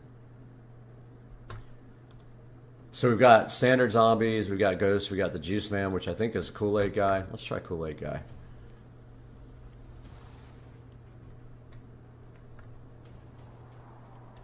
Let's look at our team of misfits here.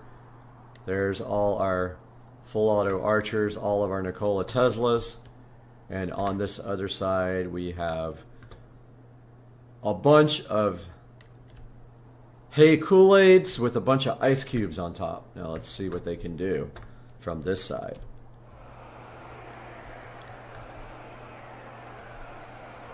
It's just the funniest sight ever to see the Hey Kool-Aid guys. And I have a feeling the Hey Kool-Aid guys are going to get absolutely trampled here. And now the computer is having issues because of the full auto archers are killing the GPU. This is an RTX 3080 tough, and it is on its knees right now from the full auto archer, and we are not going to be able to play that on those settings. That was just absolutely brutal on the GPU. Guys, I think I was getting 1 frame per second on that. And so, yeah, that along with the OBS probably not having enough. Yeah, it crashed UBS2. Let's do that again, and let's put it on high instead of ultra. And that was just like, that was brutal. It killed everything. We got to knock down our full auto archers to like 100. It just killed everything. Here we go again.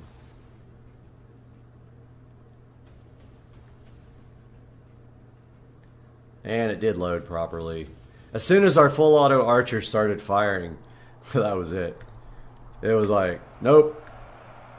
No GPU power. And I've got a fast GPU. We knocked down the quality settings and lowered the amount of full auto archers, and here come Juicemen ready to party. And I don't know why the full auto archers are not firing yet. Oh, they're in the back. There they go. And there goes Nikola Tesla opening up a absolute can on our guys.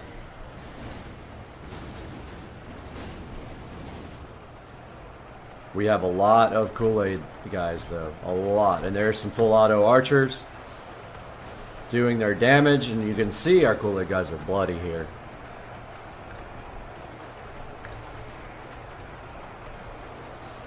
Check out Nikola Tesla with the flash of light. And our Kool-Aid men have 0 kills and are going to the death quickly. So we may need to reverse that role. We now know that the Kool-Aid men are not that powerful. So let's bring the full auto archers over to their team. Full auto archer, go to team 2. And full auto archer, where are you on the field? Right there. Full auto archer back here on the side. Maybe let's put them right there. And start the battle. Give our Juicemen a little bit of a chance here because they are getting absolutely killed. There's our Nikola Teslas and there's our Juicemen and our full auto archers. Let's roll. And there's our incoming batch of Nikola Teslas with their ray guns. Here comes our Juicemen, which are just kind of waddling along. Ever so weirdly running towards with big muscles. They're saying something.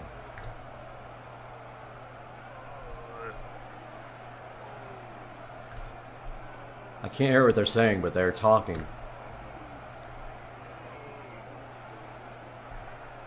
And here they come for the fight.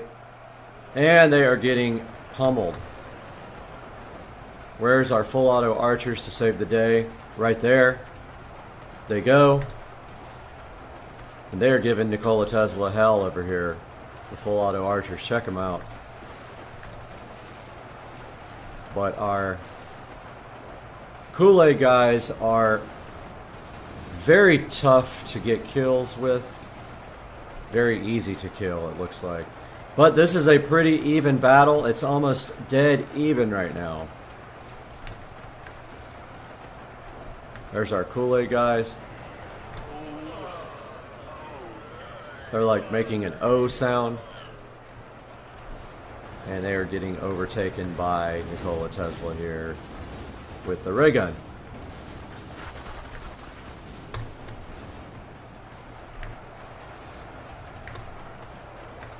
And we still have our full auto archers just lighting up Nikola Tesla from in here.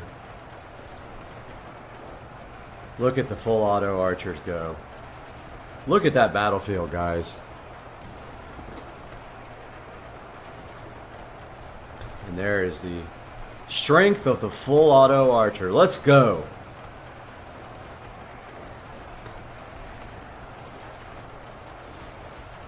Full auto archer with their 1 billion arrows capabilities. Let's follow this out to the battlefield where we have a 40,000 edge for the Kool-Aid guys and the full auto archer. 40,000 edge. Look at the arrows coming in on our Nikola Teslas are slowly getting overcome here.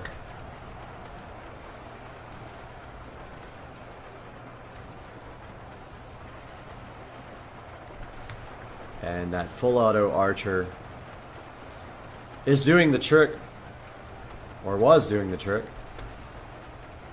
Did they get them all? They might have gotten all our full auto archers.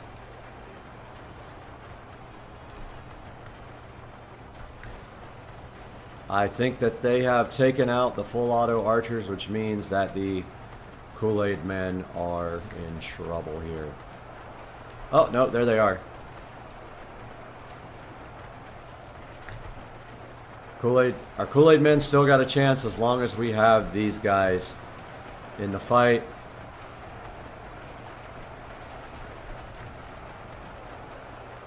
Look at that. Arrows. Those arrows coming in on Nikola Tesla. Just a epic stream of arrows. But when the Nikola Teslas use their ray gun, it is pretty much a done deal for the Kool-Aid guy, as you can see here. Nikola Tesla's running their way through Kool-Aid men like it is nothing. And that is getting uninteresting, so let's go back to the main menu here.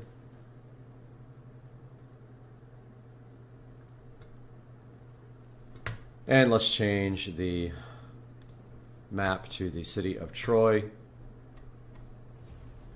And let's take the... Let's see, I can't even see the red team anymore. Let's get rid of them. And let's do some City of Troy fun here. And let's get rid of Nikola Tesla and let's put in Action Man, who we all know is just you know who, which I'm not going to say. And where is Team Blue? Team Blue is here. And so we have 200,000 juice men against 20,000 of the you-know-what Action Man. And let's roll. These are John Wick wannabe clones, not the real John Wick. Oh, is it going to crash? Let's see. Nope, it actually loaded. Okay. And here we go. I see the other guys out there. I see the Jukebox guys.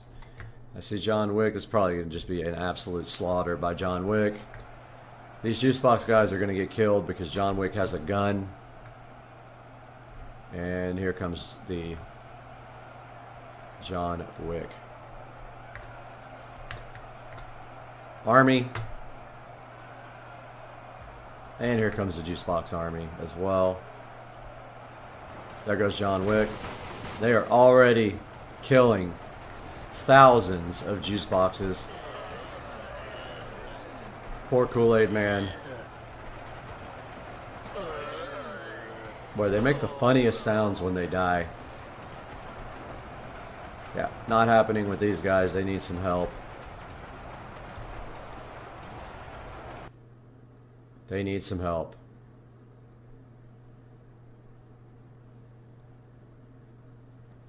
Let's give Team 2 some help.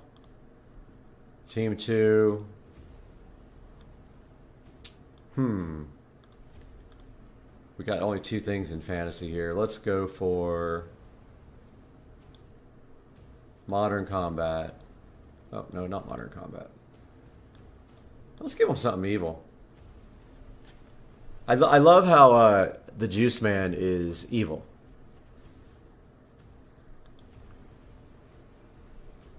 Alright, so we got these guys mixed in here.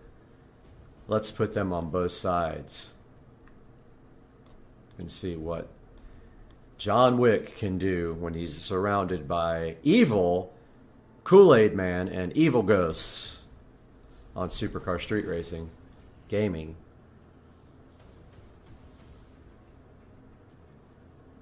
This is going to be cool. This is going to be cool.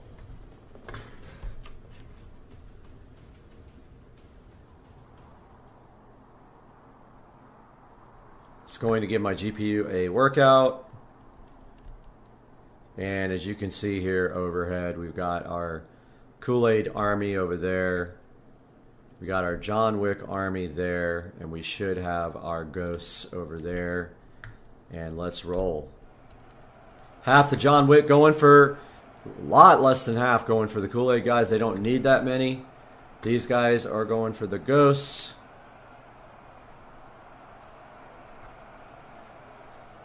RTX 3080. Not overclocked. It's a 3080 tough, and already the ghosts are starting to get overtaken by John Wick, who is an absolute boss of a Nova, Bossa Nova. And there are our ghosts going back to where they came from as dead people. We have 0 kills from our other army. Ah, the ghosts are now throwing orbs. They're getting close enough to orb. But they are not killing John Wick at all. They're doing 0 damage to John Wick, who is just absorbing all the ghosts. And this is another slaughter. An outright slaughter. We got to give something as a challenge to John Wick, and I think I know what we need. We need some puppet terrorists on team 2. Purple puppet terrorists will be here. Little bit of John Wick's there, and we are going to tax our GPU quite a bit. Here we go. Let's go. Hand is hurting.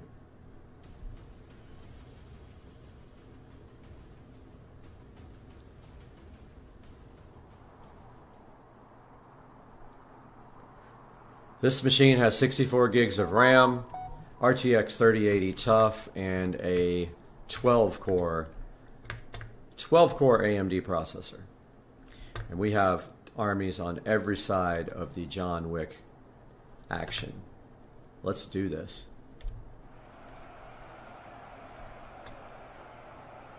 Here we go. We've got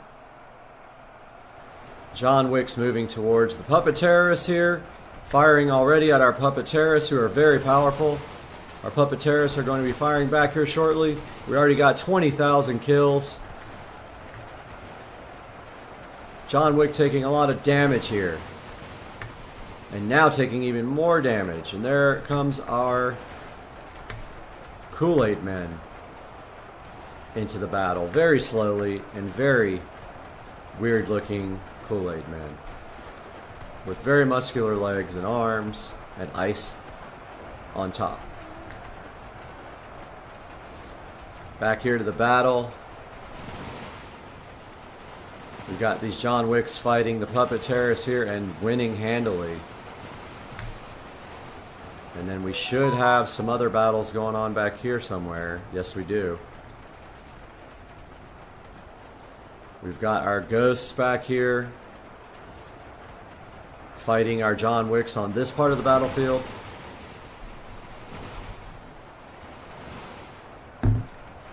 And mowing right through them as before.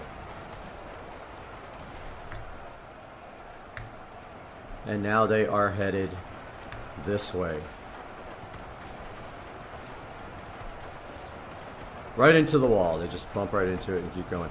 So they are headed to the other battle. I think that they eliminated all the ghosts. And the John Wicks have 430,000 kills here. Mostly probably are all Kool-Aid men, and the John Wicks are moving downhill towards our puppet terrorists.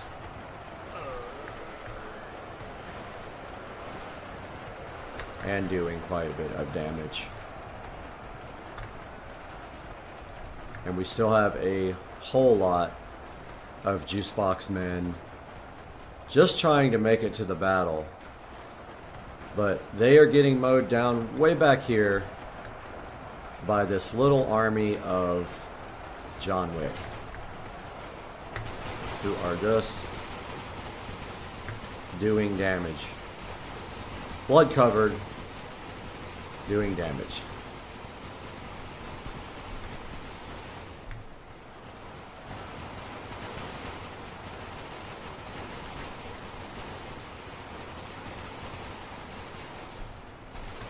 And now they are up to 545,000 kills, and that is a lopsided battle. They will need less people to be able to be fought with. John Wick is a tough customer here. Let's put some full auto archers on team 2 on this side and start this battle of GPU destruction, because this is going to be GPU intensive once it finally loads.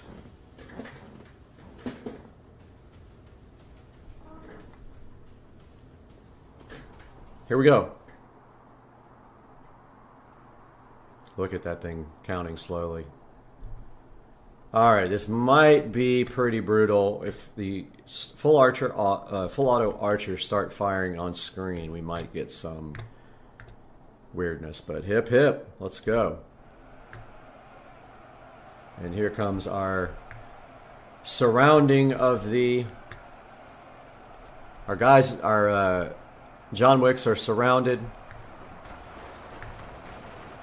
but they already have 1,500 kills, 5,000 kills, 7,000 kills, and they are chewing through the competition here. And I don't know where our full auto archers are. They are not in range yet. These are ghosts getting mowed down by John Wick.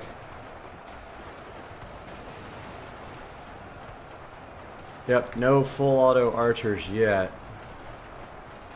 Maybe they're already gone. And the biggest battle is happening over here, where we have a 280 to 1,500 advantage for John Wick, just mowing over the competition. John Wick is getting the best of even that many. So let's knock the John Wicks down and make it a little bit more fun for everybody else. So let's go to Action Man and give him 1,000.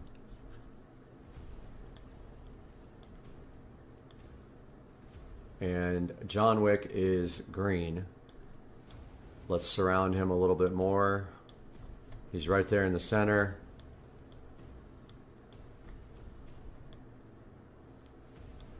And these are very far apart, so let's go like that. 1,000 John Wicks, let's see what they can do.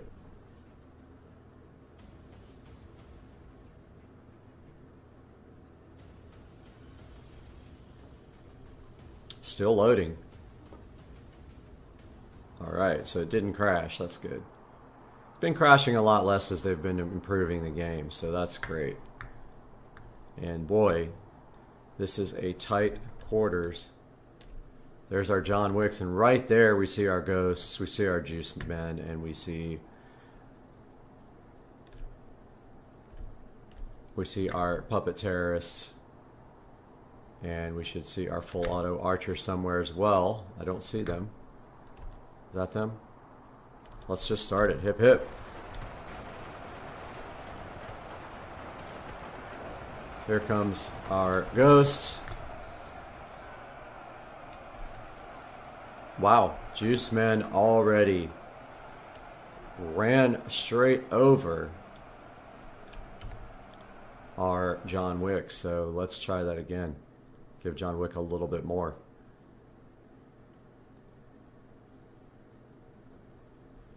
Alright, so our John Wicks are there. Oh, we got full auto, we got puppet terrorists twice. Let's make them full auto archers. John Wick's going to have a little bit more. Let's give him 3,000. So I was going to say, yeah, I have SSDs, really fast SSDs, 64 gigs of RAM, 12-core AMD processor, and a RTX 3080 TUF. And it's liquid cooled. The card's not liquid cooled. The CPU is liquid cooled. All right, so we're already like lagged out just a tiny bit. I'm letting it kind of catch up. Let's go. Hip hip. And look at the carnage of our John Wickness. John Wick with 31,000 kills already. Here comes Juice Man. Here comes, I believe, the full auto archers. Yep, here comes our full auto archers trying to get in range. They are short range.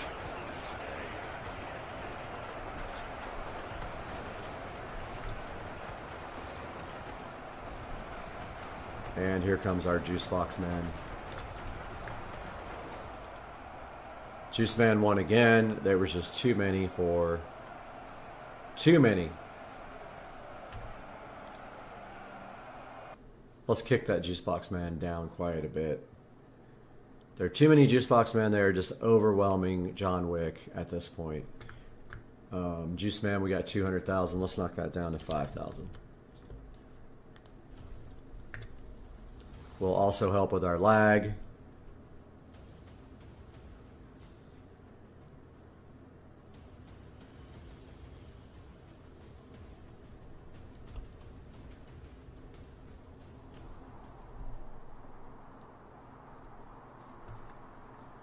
And here we are, and it is still trying to load all the textures, I think. And let's hip hip. And the battle has begun, and John Wick is trying his best. And he has armies on all sides of him. Rather large armies, but he already has 30,000 kills, but he has lost.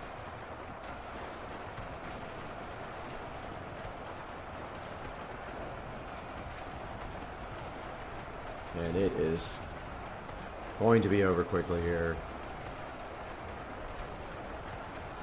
Very quickly as John Wick falls to the 4-position army that was on top of him. And that is it for that one. And John Wick has lost that battle. So John Wick lost. And he had only 3,000 troops. Let's give him... let's kick this down to 1,000. Let's give him 20. Let's give him 1,000. Quite a bit different. Let's see what happens.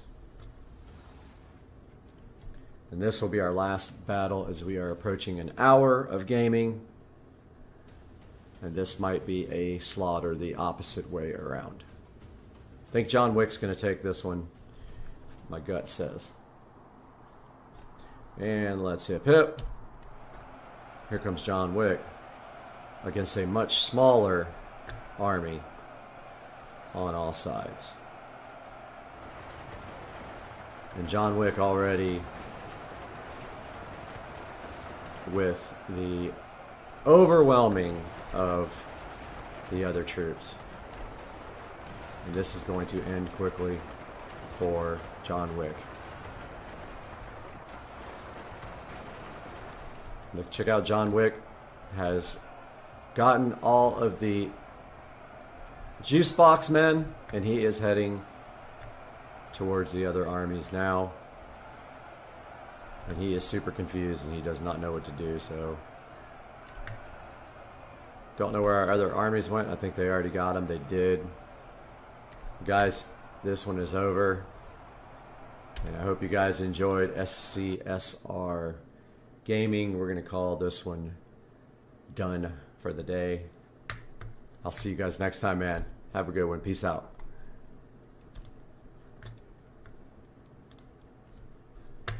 What's up, everybody? Supercar Street Racing here, and today UPS just left, and there is something out here I want you guys to check out.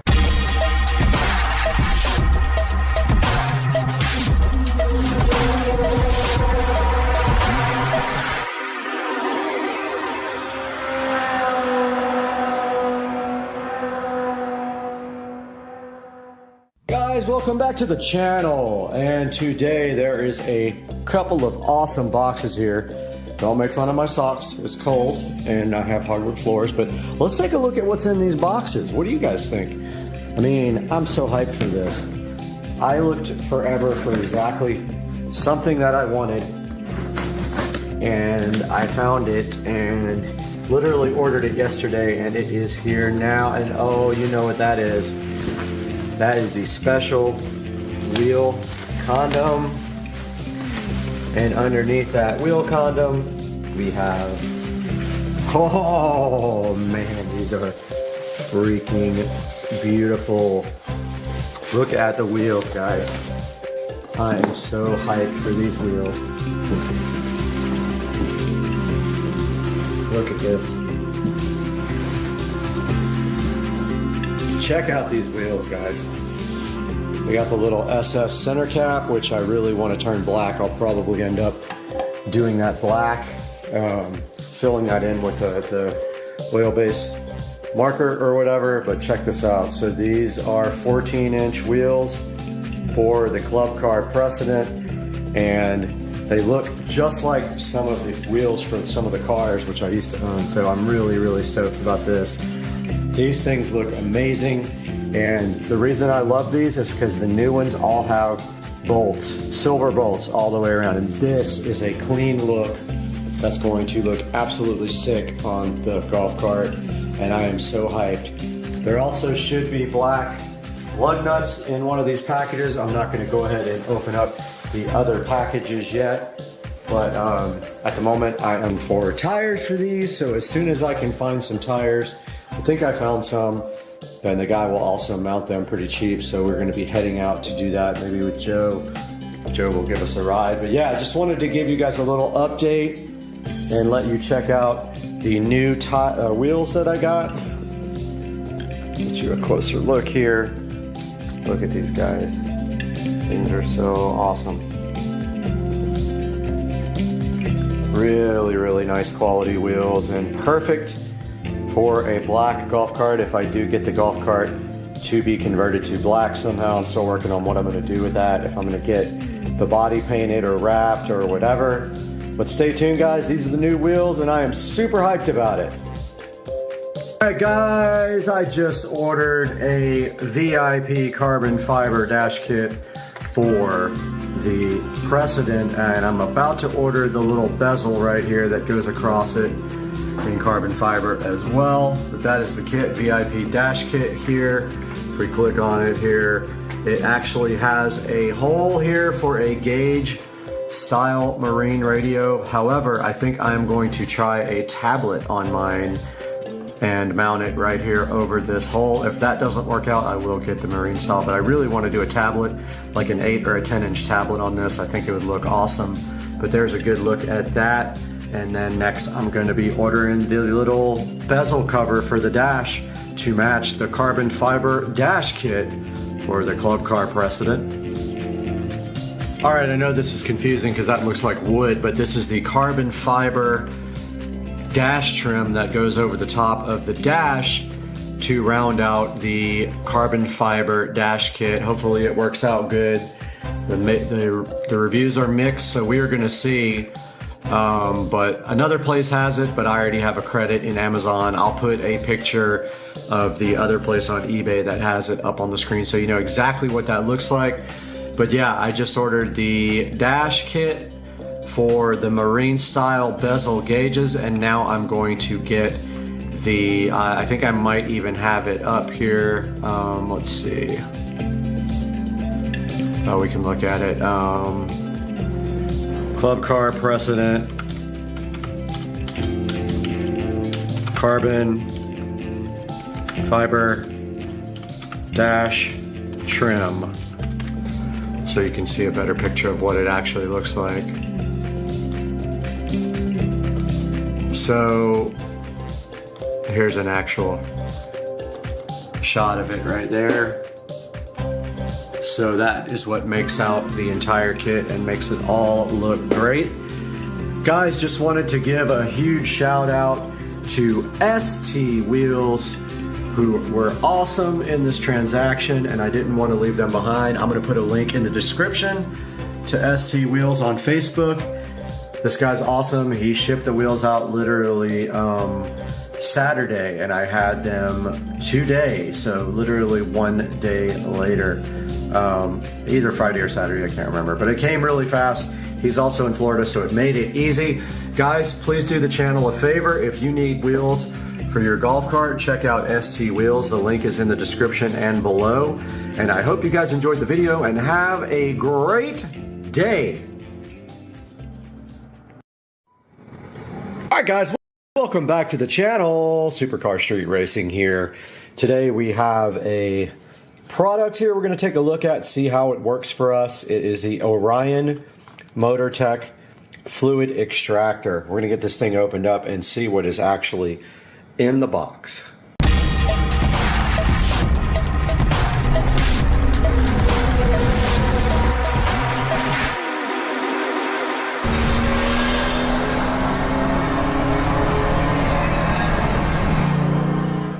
Taking a look inside the box for the MotorTech extractor here. This is a 200 milliliter fluid extractor. And taking a look at the actual extractor here, we can see that it says you can do brake work with one man.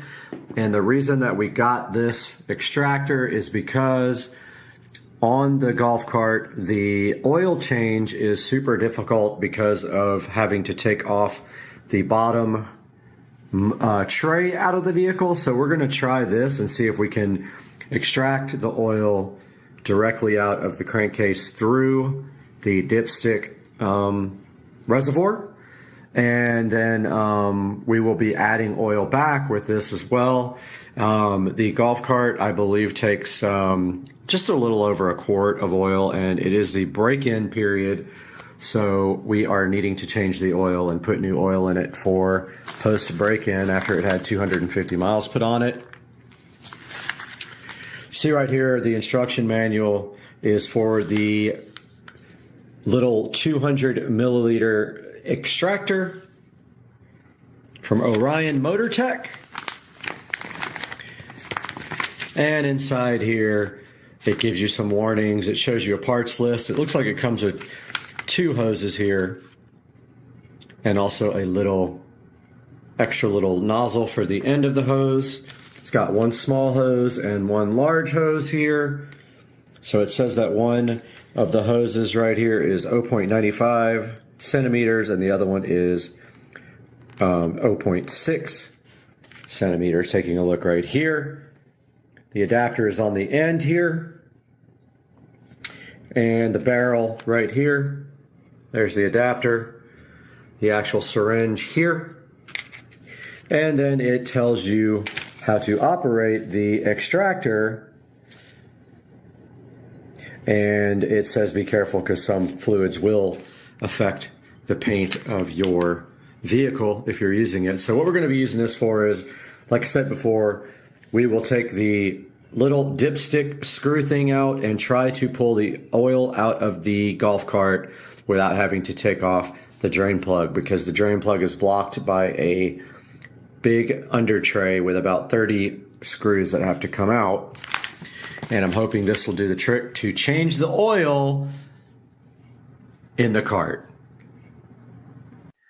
Okay, we're out here in the garage, need to get set up. So what we're going to do first is go ahead and get some lighting under here. I've got a little fluorescent light that we can run underneath the cart. We'll go ahead and get set up.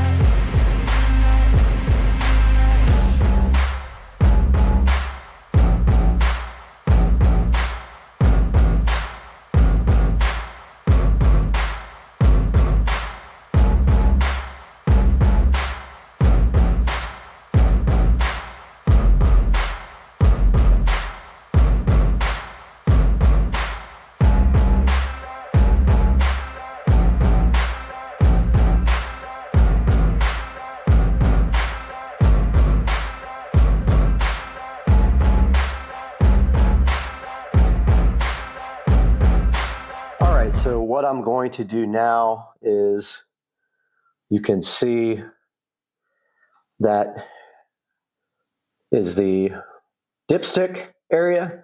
I'm going to get our extractor here and try to extract from that dipstick and put it into this 2-liter bottle that I got right there. Now notice that I did put the cart up on the ramp on this side so that all the oil would flow to the dipstick side of the engine. So I'm going to go ahead and give that a try now with this extractor. And all you have to do to get this extractor going is put the tube directly into the end of this hole, and we will start off with the bigger one. So what you do is, all you do is push it into the hole it's in. To get it out, you pull down on the blue washer and it comes right out. So this thing is ready to go now. Literally just put this into the dipstick and try to suck out the oil, which I've never tried before. So let's do that now. All right, I'm getting my gloves on here to get ready to try this. I'm hoping I don't have to go ahead and put this thing up on ramps and take the bottom tray off, because really you need all 4 wheels off the ground to do that. But let's give this thing a shot.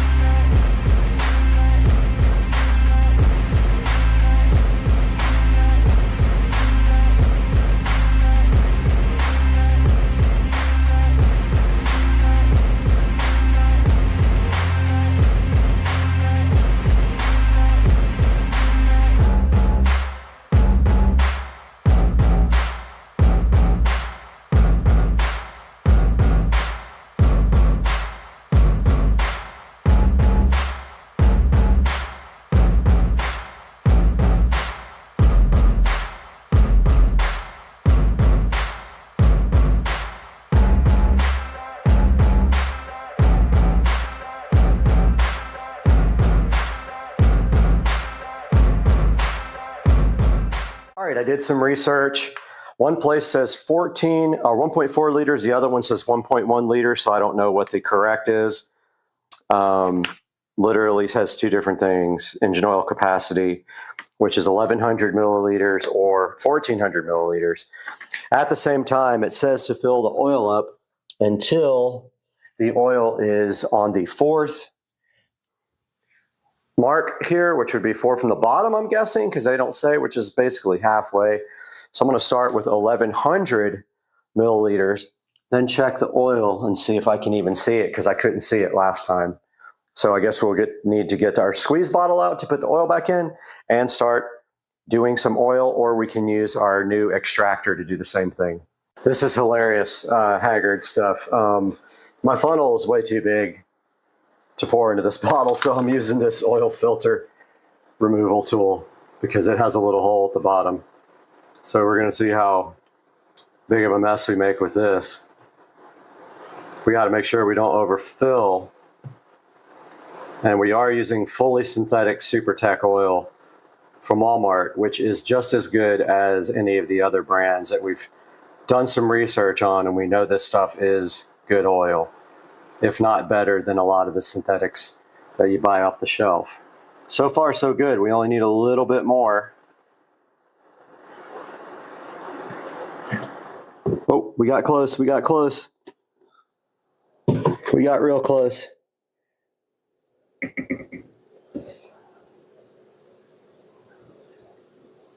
And that should do it. Now all we gotta do is clean up our big ass mess.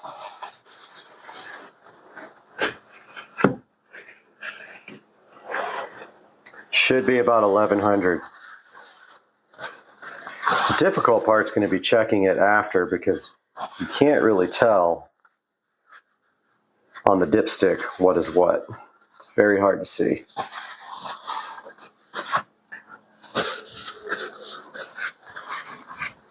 We got our bottle ready to go and cleaned. I like to keep it pretty clean, like in the work area.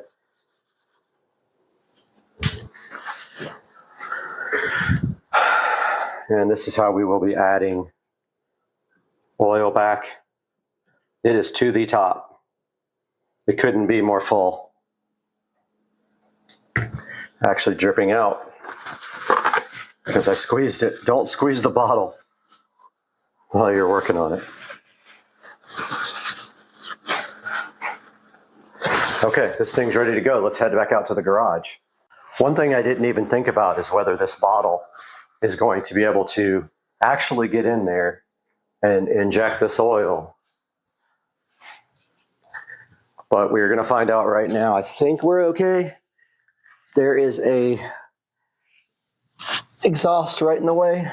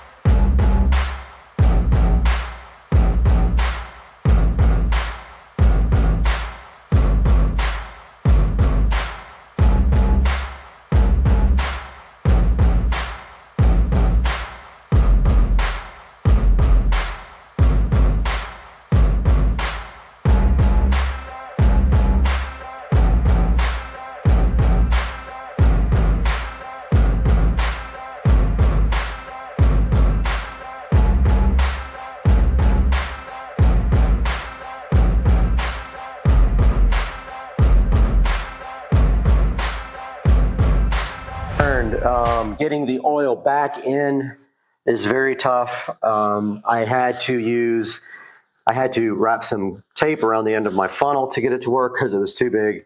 I did eventually get most of the oil in there with the funnel. However, I couldn't tip the bottle up enough to get the last little bit in, so I used the extractor and pushed the oil back in. And now the oil change is done. We have to check the oil though, and if it needs any more, we'll have to get it out of the quart bottle or sorry, the 5 quart bottle that we got inside of the oil. Now there is a procedure for checking the oil here, and it says that we have to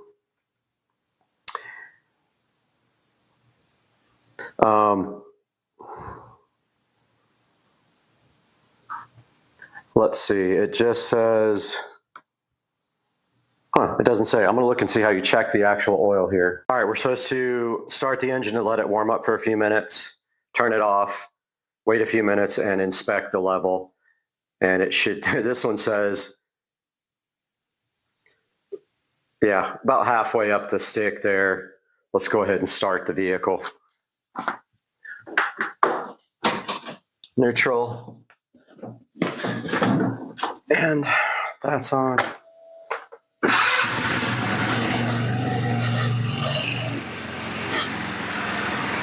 All right, we're gonna let this warm up for a couple minutes, then check the oil.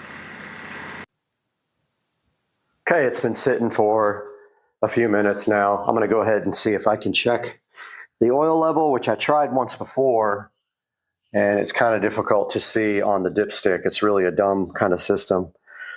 But I'm gonna go ahead and take that out. Oh yeah, that's hot. That's me getting burned by the exhaust, which is right next to the oil drain plug.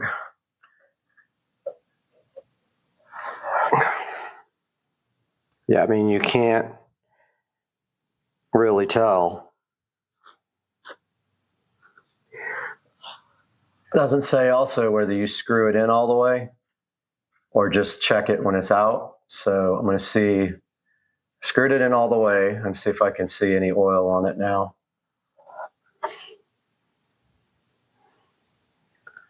Yeah, I mean, you can't tell at all. It's just ridiculous. It's got oil on it even when you don't screw it in all the way. I'm just going to leave it like that. I'm not going to add any more oil. I only put 1100 and it says do not overfill. So I'm going to go ahead and leave it like that.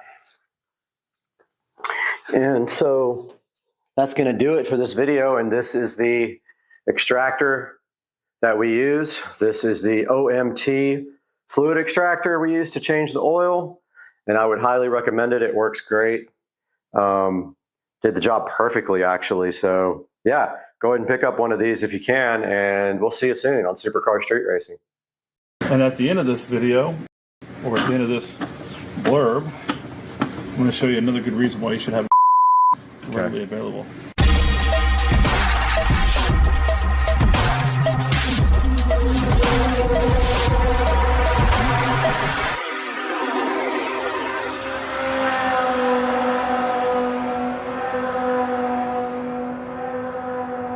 All right, he wanted me to record for some reason. Is this going to hurt your feelings if we destroy these speakers that we took out of your car? Not at all. All right, here we go.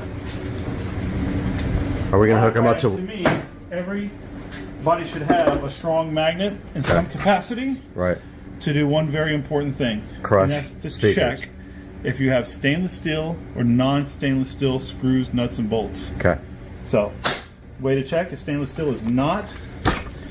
I'll show you now. If you want to make sure that if you're using stuff for the outside, for stuff that's going to be weathered. Okay. For example. So like on the cart, you would want stainless. So Okay. that's steel. That's galvanized. Oh, This there's a little bit in there. Oh, it looked like it was stainless. Hold tight. This is definitely stainless. Well, Nope. it's a strong magnet, but this is stand by.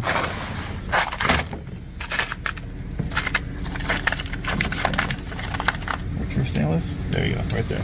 So Stainless is not. So if you ever want to test to see whether or not you're using real stainless, get a magnet. Yeah. And so that's the test. So we can make one out of that speaker. Yep, that's what we'll do. Cool. Very good. All right, so we're going to tear it apart. And at the end of this video, or at the end of this blurb, I'm going to show you another good reason why you should have a magnet readily available. So I think we could probably just crush this thing off. Let's see if this works. The basket.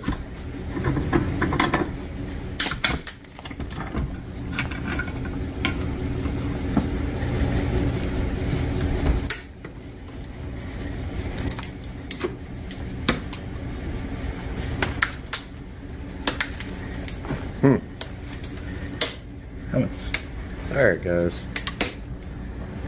Maybe. It's right there. That's tough. Get your pry bar and frickin'.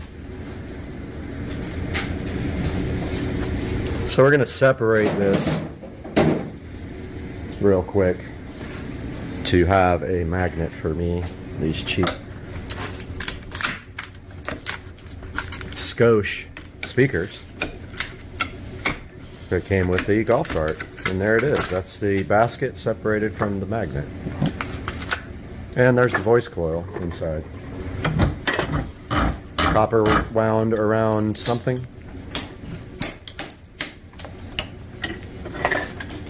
Ceramic.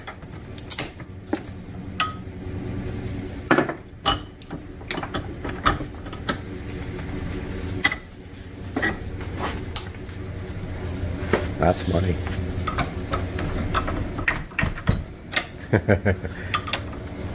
This is the toughest. Skosh, you're overbuilding your speakers, bro. Oh, it's going crazy. That's almost there. Close. That's close. We'll get it out of there.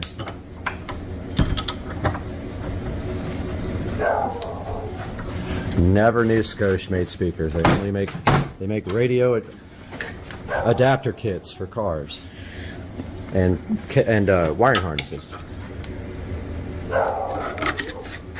Boy, this is actually a lot harder than I thought it was going to be.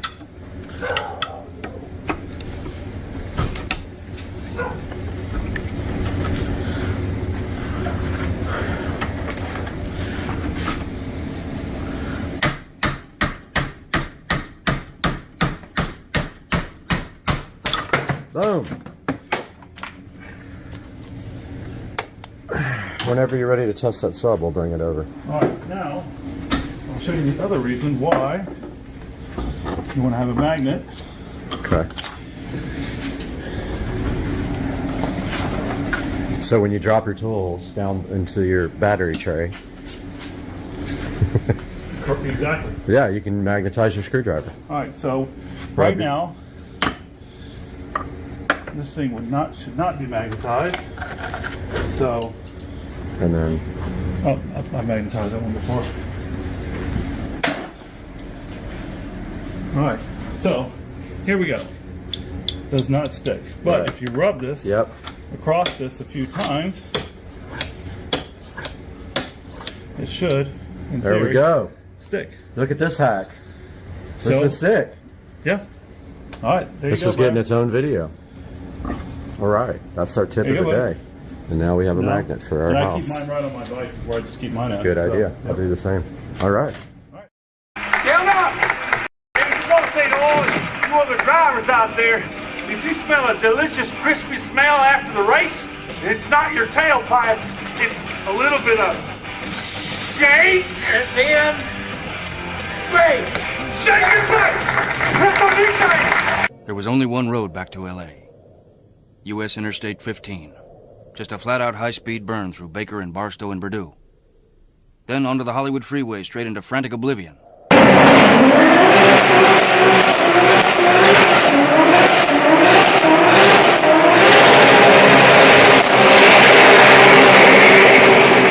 Some of the dumbest driving I have ever seen in my life.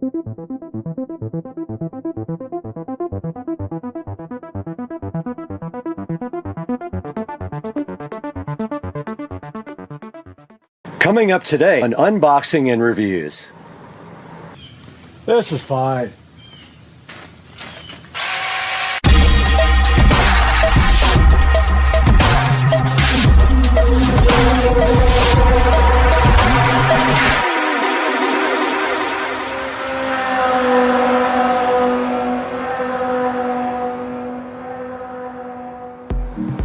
Welcome back to Supercar Street Racing, and we are here in the beautiful Supercar Street Racing 4K production studio for another unboxing and review. And today we have the TUM Sug mini chainsaw, and I am so hyped for this. I was so excited when I found out about this product that I immediately ordered one and wanted to show you guys. So here we have it right here on the table where we're going to be doing our unboxing. So let's take a look at what's inside the SUG, which is a great name, by the way. Mini chainsaw box. Was a little bit damaged right there, but no big deal. And inside here we see right now we have a beautiful hard plastic case. Now this guy was only about $48. There is a coupon right now available, and I will put a link in the description for this dude. But let's go ahead and get this all the way unboxed. And there is the SUG mini electric chainsaw, looking so fresh in its box. And I love that it has this nice hard plastic case with it to protect it when you're not using it. Let's go ahead and open this and see what's inside. And right here, right now inside the case, we have this beautiful user manual here, which has a picture of the chainsaw on the front.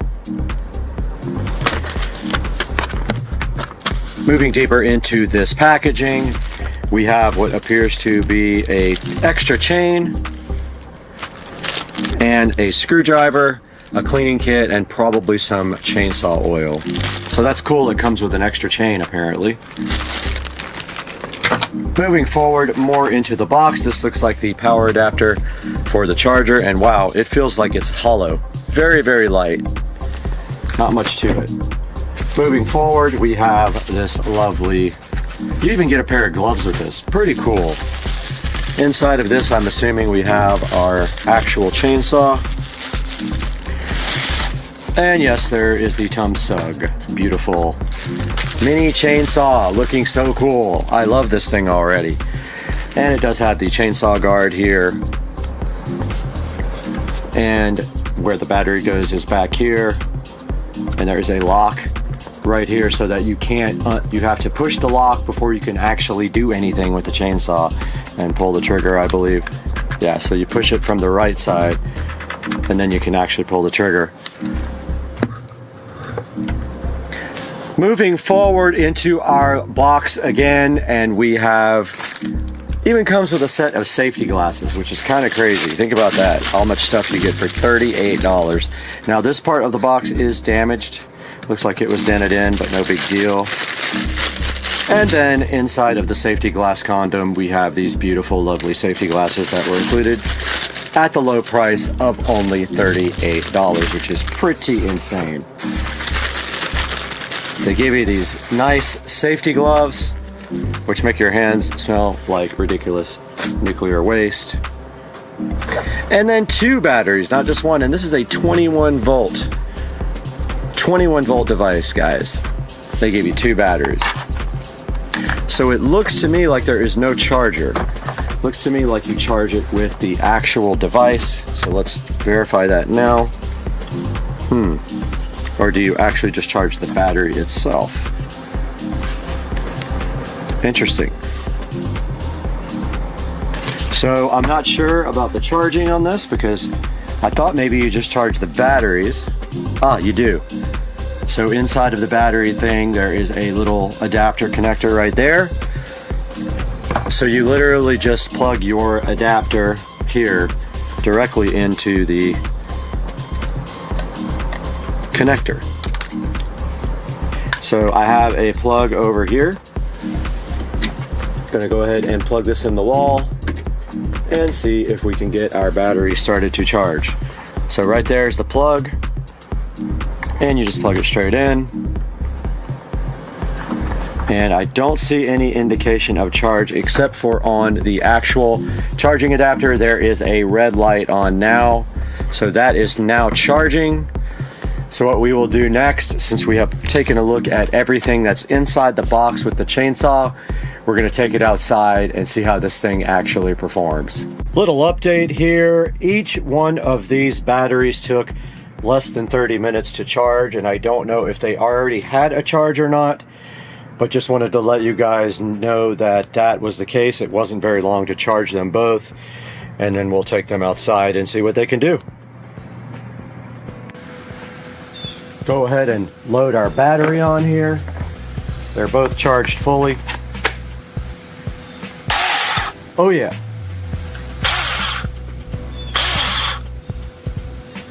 Let's get this thing out there and see what it can do. But first, as we drop that, we must go ahead and put on our brand new gloves.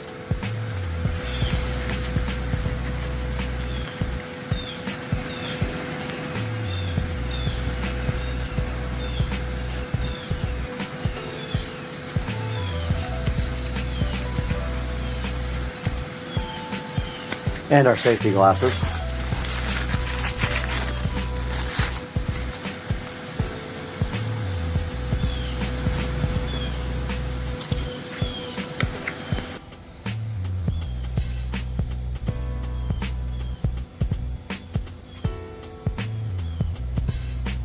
Okay, these berries that like to grow on this tree need to come off. And traditionally I use loppers, but let's see if this can handle taking off these palm branches. We have 2 or 3 of these that need to come off and 1 dead branch that needs to come off. Let's go for it. Now these have gnarly stickers.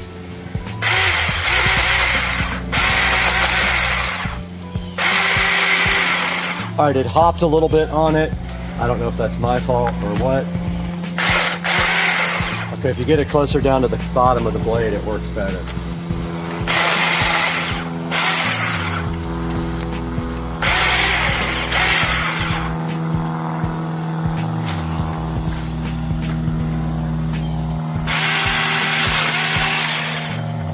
Perfect.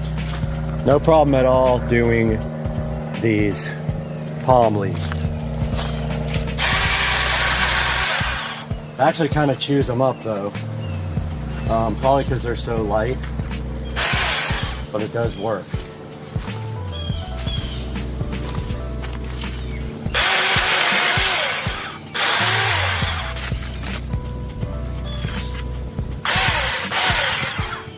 No problem.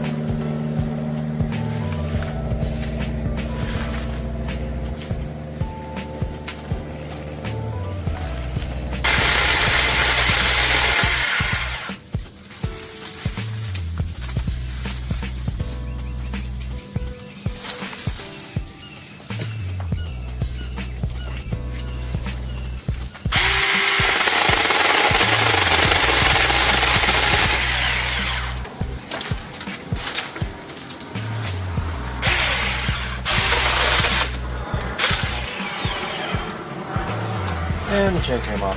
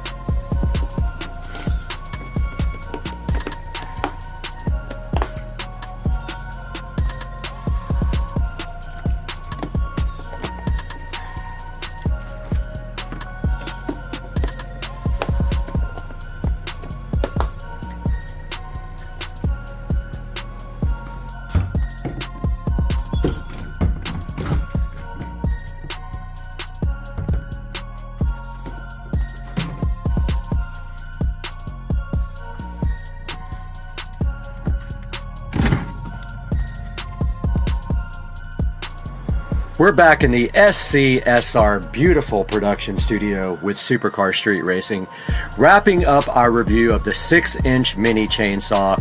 And let me tell you something, that thing absolutely rips. I highly recommend this. We took that thing outside. We tested it on both regular palm branches and also regular tree limbs. I did knock off the chain one time, but that was my fault. If you push too hard on the thing, it is going to break the chain. I am going to put a link to this in the description of the video. Please click that link to buy this or anything from Amazon, as we get just a small amount of commission off of everything. As you saw on the chainsaw unboxing here, it comes with everything for about $45 to $48. You get the chainsaw, 2 batteries, the charger, the gloves, and the safety glasses. It's a really good deal, and I highly recommend it, so go get yourself one right now, and we'll see you next time on Supercar Street Racing. Morning, guys. We are out here in the Supercar Street Racing garage, which yesterday and the day before that, I spent 2 entire days getting this guy ready for the next part of this project. Now, taking a look around, you can see that in the last video, we did get the floors and the walls stripped and painted black. And in the next part of this video, we have some lighting upgrades. However, before we do that, we got to get this car out of here. So let's get the Model S Plaid out of the garage.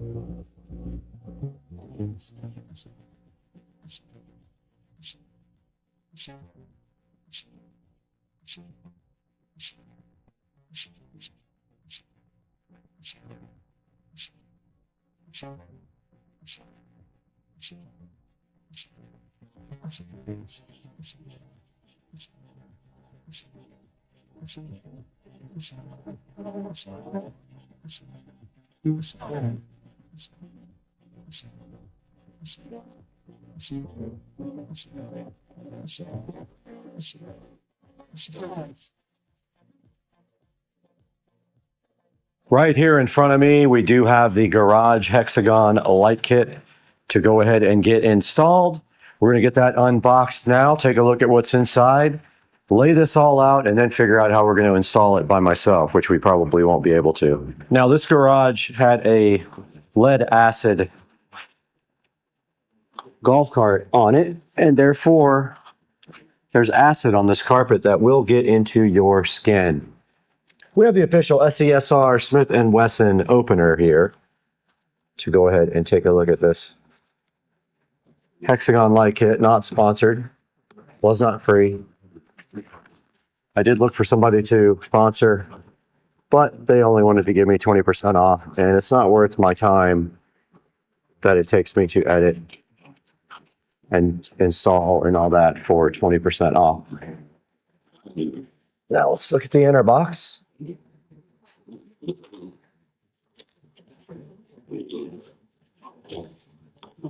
Does have steps. First, determine the position of installing. All right, I'm going to take a look at the instructions, and then we're going to get this thing unboxed.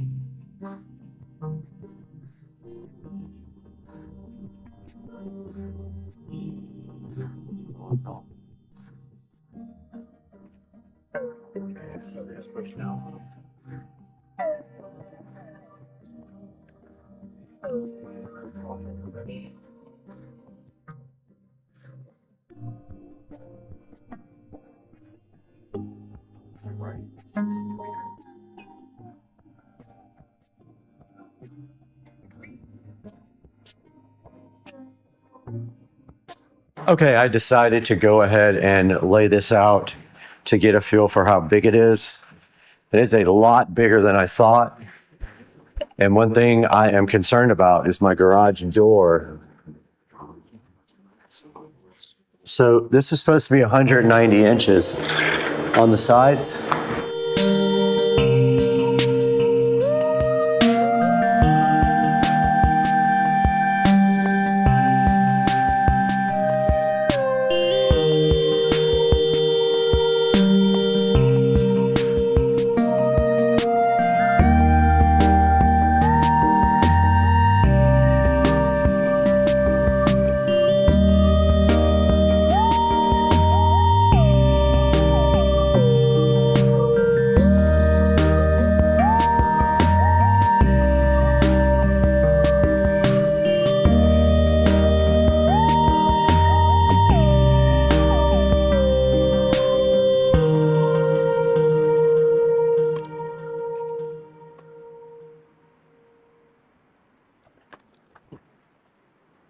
All right, I got my first light bar installed, and what I did was ran it right up against the side of the mount for the garage door track, and then it's going to come right straight across here, and all I have to do to keep it centered is make sure that I'm the same distance away from the wall over here when I mount my next corner. So I'll just measure from the wall to the hole, and then I'll duplicate it over here in the corner when I make the 90 degree, and that should make it square. And then I'll do the same thing all the way down. Okay, for my next step, I'm going to put the 90 degree connector on, but this has to be a T because we're going to power with this connector. So we are going to power right up here in the corner to keep it inconspicuous. So basically, we're going to put this like this, and then power will go into this plug here. So you just take this, and it's going to go just like this.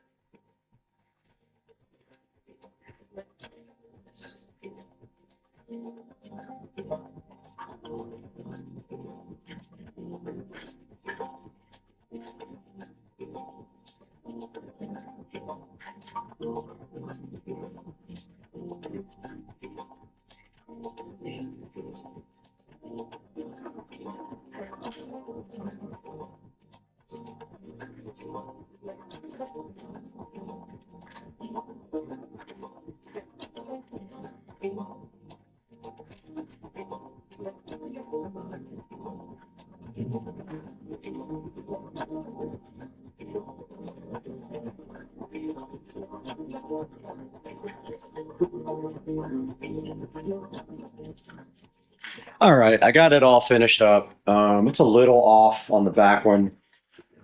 Probably needs to go out just a hair more, but I already drilled the hole and put the insert, so maybe that's for another day to adjust it, because it does take an insert to do it, and I may not be able to get one in there now. May have to do a nut and a bolt through the ceiling. We'll see though. Overall though, it's pretty straight.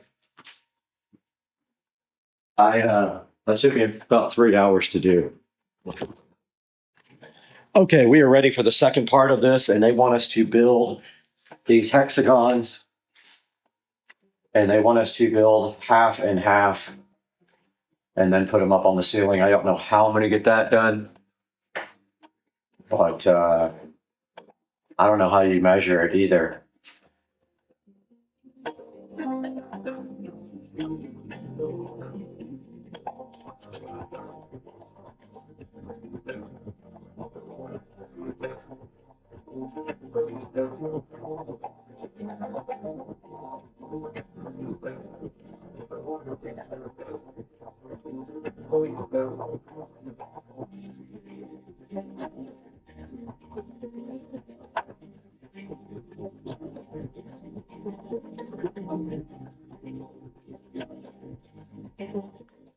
Okay, I did get the first half built of the hexagon lighting.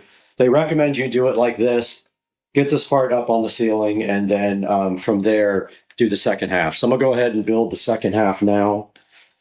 And then my friend is coming over to help me put these up. We'll go ahead and secure them up into the ceiling at each corner probably, or in the middle maybe. I'm not sure yet, but we have to measure out and everything first and see how big the whole thing is together.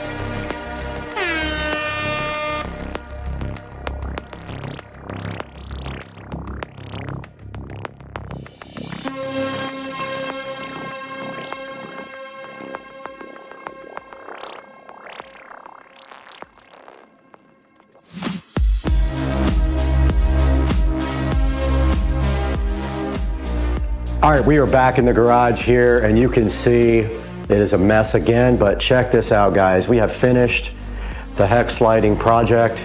It came out pretty good, a lot of lessons learned from this. I only had one real issue, and that was with the garage door track. I couldn't put that tube in without notching out the garage door track, but I'll do that later. And then around the frame for the attic, I had to notch out the attic trim and run it right across there, but there's still plenty of room to get up there if anyone has to get up. But as you can see, this project is completely done and also wired. And I did put this on a smart switch, and now we'll be able to interface it with a garage door opener where it will come on when we come into the garage, or we can just say, Alexa, turn on the garage hex lights, and it will come on. You can see right here, smart switch is working great.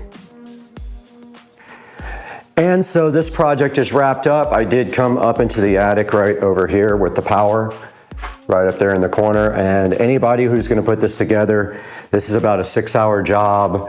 And I could just say this, it's definitely a 2 or 3 person job. 3 would be ideal, 2 can get by. We used 2 people and we still had issues.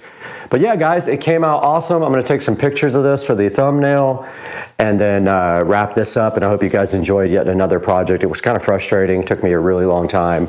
And then next I have to do that side maybe one day, but for now, this is just for the Tesla. So guys, I hope to see you on the next one.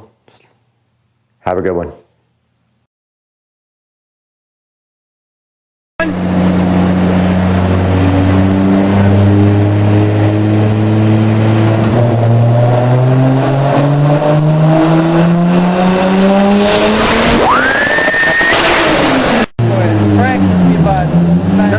About 9:30.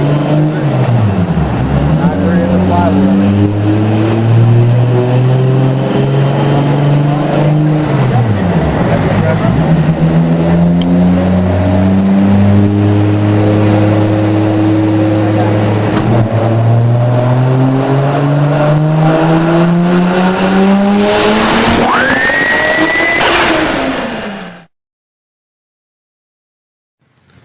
Oh my God, this came out so good.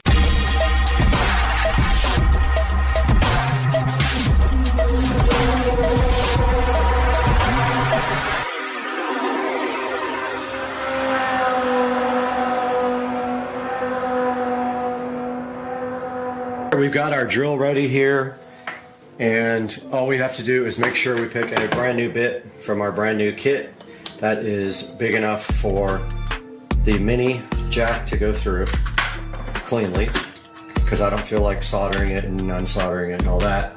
So it's gonna have to be big enough for the entire jack to go through, and the biggest bit I have here is 3/8, and that looks like that might be it. So we're gonna go right down the side here and just gently drill through without breaking this. Nice. And of course,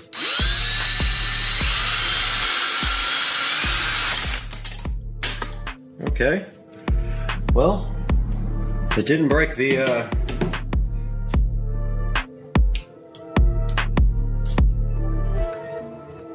didn't break. It just wasn't tight.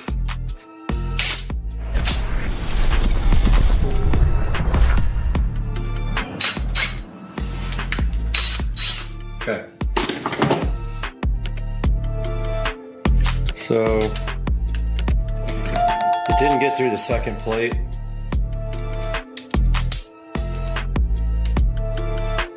We've got a little bit of stuff left on there, keeping it from flat. Okay, let's try that again. Okay. Might not be big enough. That's what she said.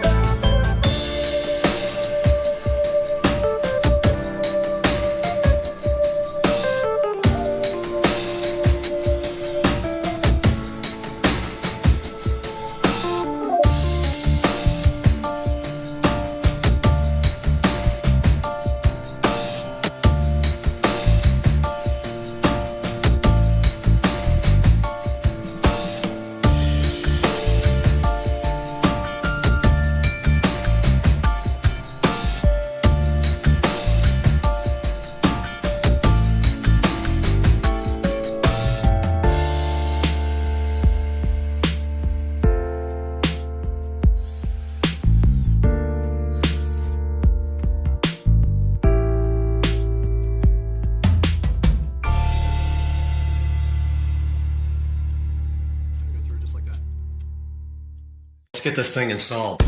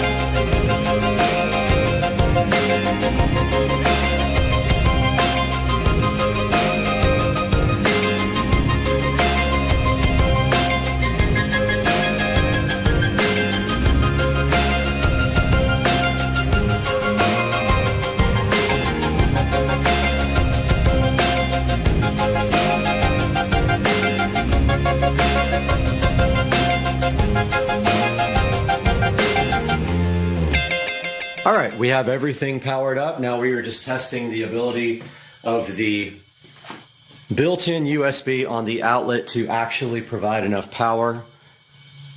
So when we go to system update, it will probably give us a warning if it's not good enough. So far, so good. I might just ignore it anyway in case, and then if it gives problems, look at it after that. Fire TV, about, okay, no warnings about low power. So we are good to go with the built-in USB on the back.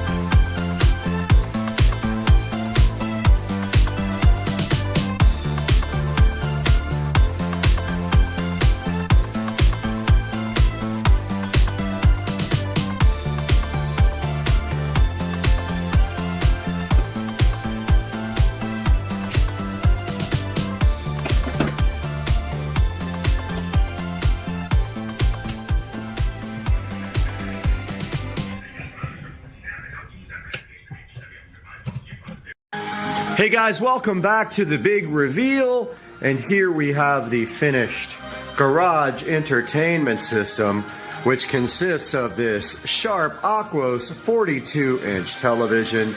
It is a 1080p television, rather old, does the job great. Behind the very nice Sharp, I can't even talk this morning, Sharp Aquos television, we have a Govee LED smart strip right there, chilling like a villain.